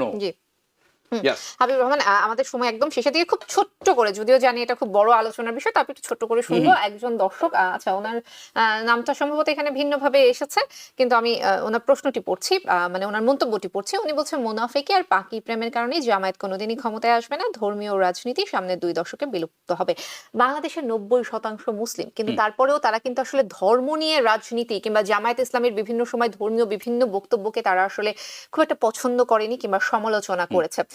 আপনার পর্যালোচনা শুনি, একটু ছোট্ট করে শুনবো। ধর্মভিত্তিক রাজনীতি মানুষ বলে যে এটি খারাপ, এটি করা যাবে না, ধর্ম নিয়ে রাজনীতি করা যাবে না, কিন্তু আসলে এই কথাটা, এটা আসলে যারা ঔপনিবেশিক শাসন আমাদের উপরে চাপিয়ে দিয়েছিলেন, ওয়েস্টার্ন পাওয়ার, এটি তারা আমাদের শিখিয়েছেন। এটি আমাদের জন্য নতুন কনসেপ্ট, পুরান এটি সম্পূর্ণ নতুন। এটি তারা রি এডুকেশনের মাধ্যমে আমাদেরকে ব্রেইন ওয়াশ করেছেন। প্রশ্ন হচ্ছে আপনি সেই দলকে সমর্থন করেন কিনা, তাকে ভোট দিবেন কিনা। এইবারের যে ইলেকশনটি হলো, অনেকের সংখ্যা ছিল জামাত ল্যান্ডস্লাইডে জিতে যাবে। আমি অনেকে বলেছি বাংলাদেশের মানুষ এটার জন্য তৈরি না, বাংলাদেশের মানুষ ধর্মভীরু, এবং জামাত অনেক ভোট পাবে, কিন্তু সেটা যথেষ্ট হবে না সরকার গঠনের জন্য, এবং বিএনপি জিতবে এবং হয়তো তাদেরকে কোয়ালিশন করতে হবে। দেখা যাচ্ছে সেরকম দিকে আমরা এগিয়ে যাচ্ছি। দিস ইজ মানে 1 সপ্তাহ আগের কথা। কেন? জামাতে ইসলামিক নিয়ে অনেকের শঙ্কা আছে, অনেকের ভয় আছে। ভয়টা কি একেবারে অমূলক না, তাদের অতীতের যে কর্মকাণ্ড এটি সামনে বারবার চলে আসে, এটি তারা খুব ভালো করে পরিষ্কারও করেননি, এটি তাদের ব্যর্থতা আমি বলবো। কিন্তু আমার মনে হয় ধর্মপ্রাণ মানুষ যারা আছেন তারা মনে করেন যে এরা অ্যাটলিস্ট দুর্নীতি পরায়ণ না, কারণ তারা স্কুল করেন, মাদ্রাসা করেন, তারা বড় বড় প্রতিষ্ঠান চালান, হসপিটাল চালান, এটি বিশ্ববিদ্যালয় চালান। এটি জামাত, আপনি বিএনপি বলেন, আওয়ামী লীগ বলেন, কারো এই অভিজ্ঞতা নেই। তো এই লোকগুলোর প্রতিষ্ঠান চালানোর অভিজ্ঞতা আছে এবং তারা সৎ বলে তারা জানেন, জেনারেলি সৎ compare to BNP and Awami League. Okay, so এই যে কারণটিতে এই যে পরিবেশ তৈরি হয়েছে, আমার কেন জানি মনে হচ্ছে সামনে তারা আরো ভোট পাবেন, কিন্তু বাংলাদেশ কি প্রস্তুত জামাত ইসলামের মতো দলকে ক্ষমতায় দেখতে? আমার মনে হয় না। জি, নিশ্চয়ই। শুধুমাত্র জামাত ইসলাম না, আর অন্যান্য যে ইসলামিক দলগুলো ছিল গত 1.5 বছর, তাদের হাতে সুযোগ ছিল। হ্যাঁ, কিন্তু তাদের হাতে সুযোগ ছিল যে ধর্ম নিয়ে যে রাজনীতি করা যায় এটা সুন্দরভাবে সাধারণ মানুষের কাছে উপস্থাপন করা, তারা ব্যর্থ হয়েছে। সেটা হচ্ছে জামাত ইসলামী সফল হয়েছে আমি বলবো। হ্যাঁ, নিশ্চয়ই অতীতের তুলনায় তারা নিশ্চয়ই সফল হয়েছে, কিন্তু তাদের ব্যর্থতার পেছনে আমার কাছে মনে হয়েছে বেশ কিছু জায়গায় ধর্ম নিয়ে বাড়াবাড়ি, ধর্মের অপব্যাখ্যা, এবং তাদের আসলে বেশ কিছু ব্যাপার আছে। যাই হোক, সেটা নিয়ে আরো একদিন আলোচনা করা যাবে। দর্শক, আওয়ার ডেমোক্রেসি অনুষ্ঠান, টিভিএন এর স্পেশাল আওয়ার ডেমোক্রেসি অনুষ্ঠান নির্বাচন উপলক্ষে আজকের মতো এই ছিল এখানেই। বাংলাদেশে সুষ্ঠুভাবে একটা নির্বাচন সম্পন্ন হয়েছে এখন পর্যন্ত আমরা দাবি করতে পারি, যেহেতু বড় ধরনের কোনো অভিযোগ আসেনি। সামনে একটা নতুন বাংলাদেশের প্রত্যাশা থাকলো। সবার জন্য অসংখ্য অসংখ্য শুভকামনা। আজকের মতো বিদায় নিচ্ছি। আমি তাহিয়া রুবায়া তপলা এবং আমি হাবিব রহমান। অভিনন্দন বাংলাদেশের বিজয়ী দলকে, অভিনন্দন বাংলাদেশের সকল জনগণকে। শান্তিময় একটি নির্বাচন দেখলাম, ভবিষ্যৎ যে খুব পরিষ্কার এবং খুব ব্রাইট আমরা কিন্তু বুঝতে পারছি। আমরা আশাবাদী, নিশ্চয়ই আপনারাও আশাবাদী আমি মনে করি। দেখা হবে পরবর্তী অনুষ্ঠানে। বিদায় নিচ্ছি এখন। ততক্ষণ পর্যন্ত টিভিএন 24 এর সঙ্গেই থাকুন।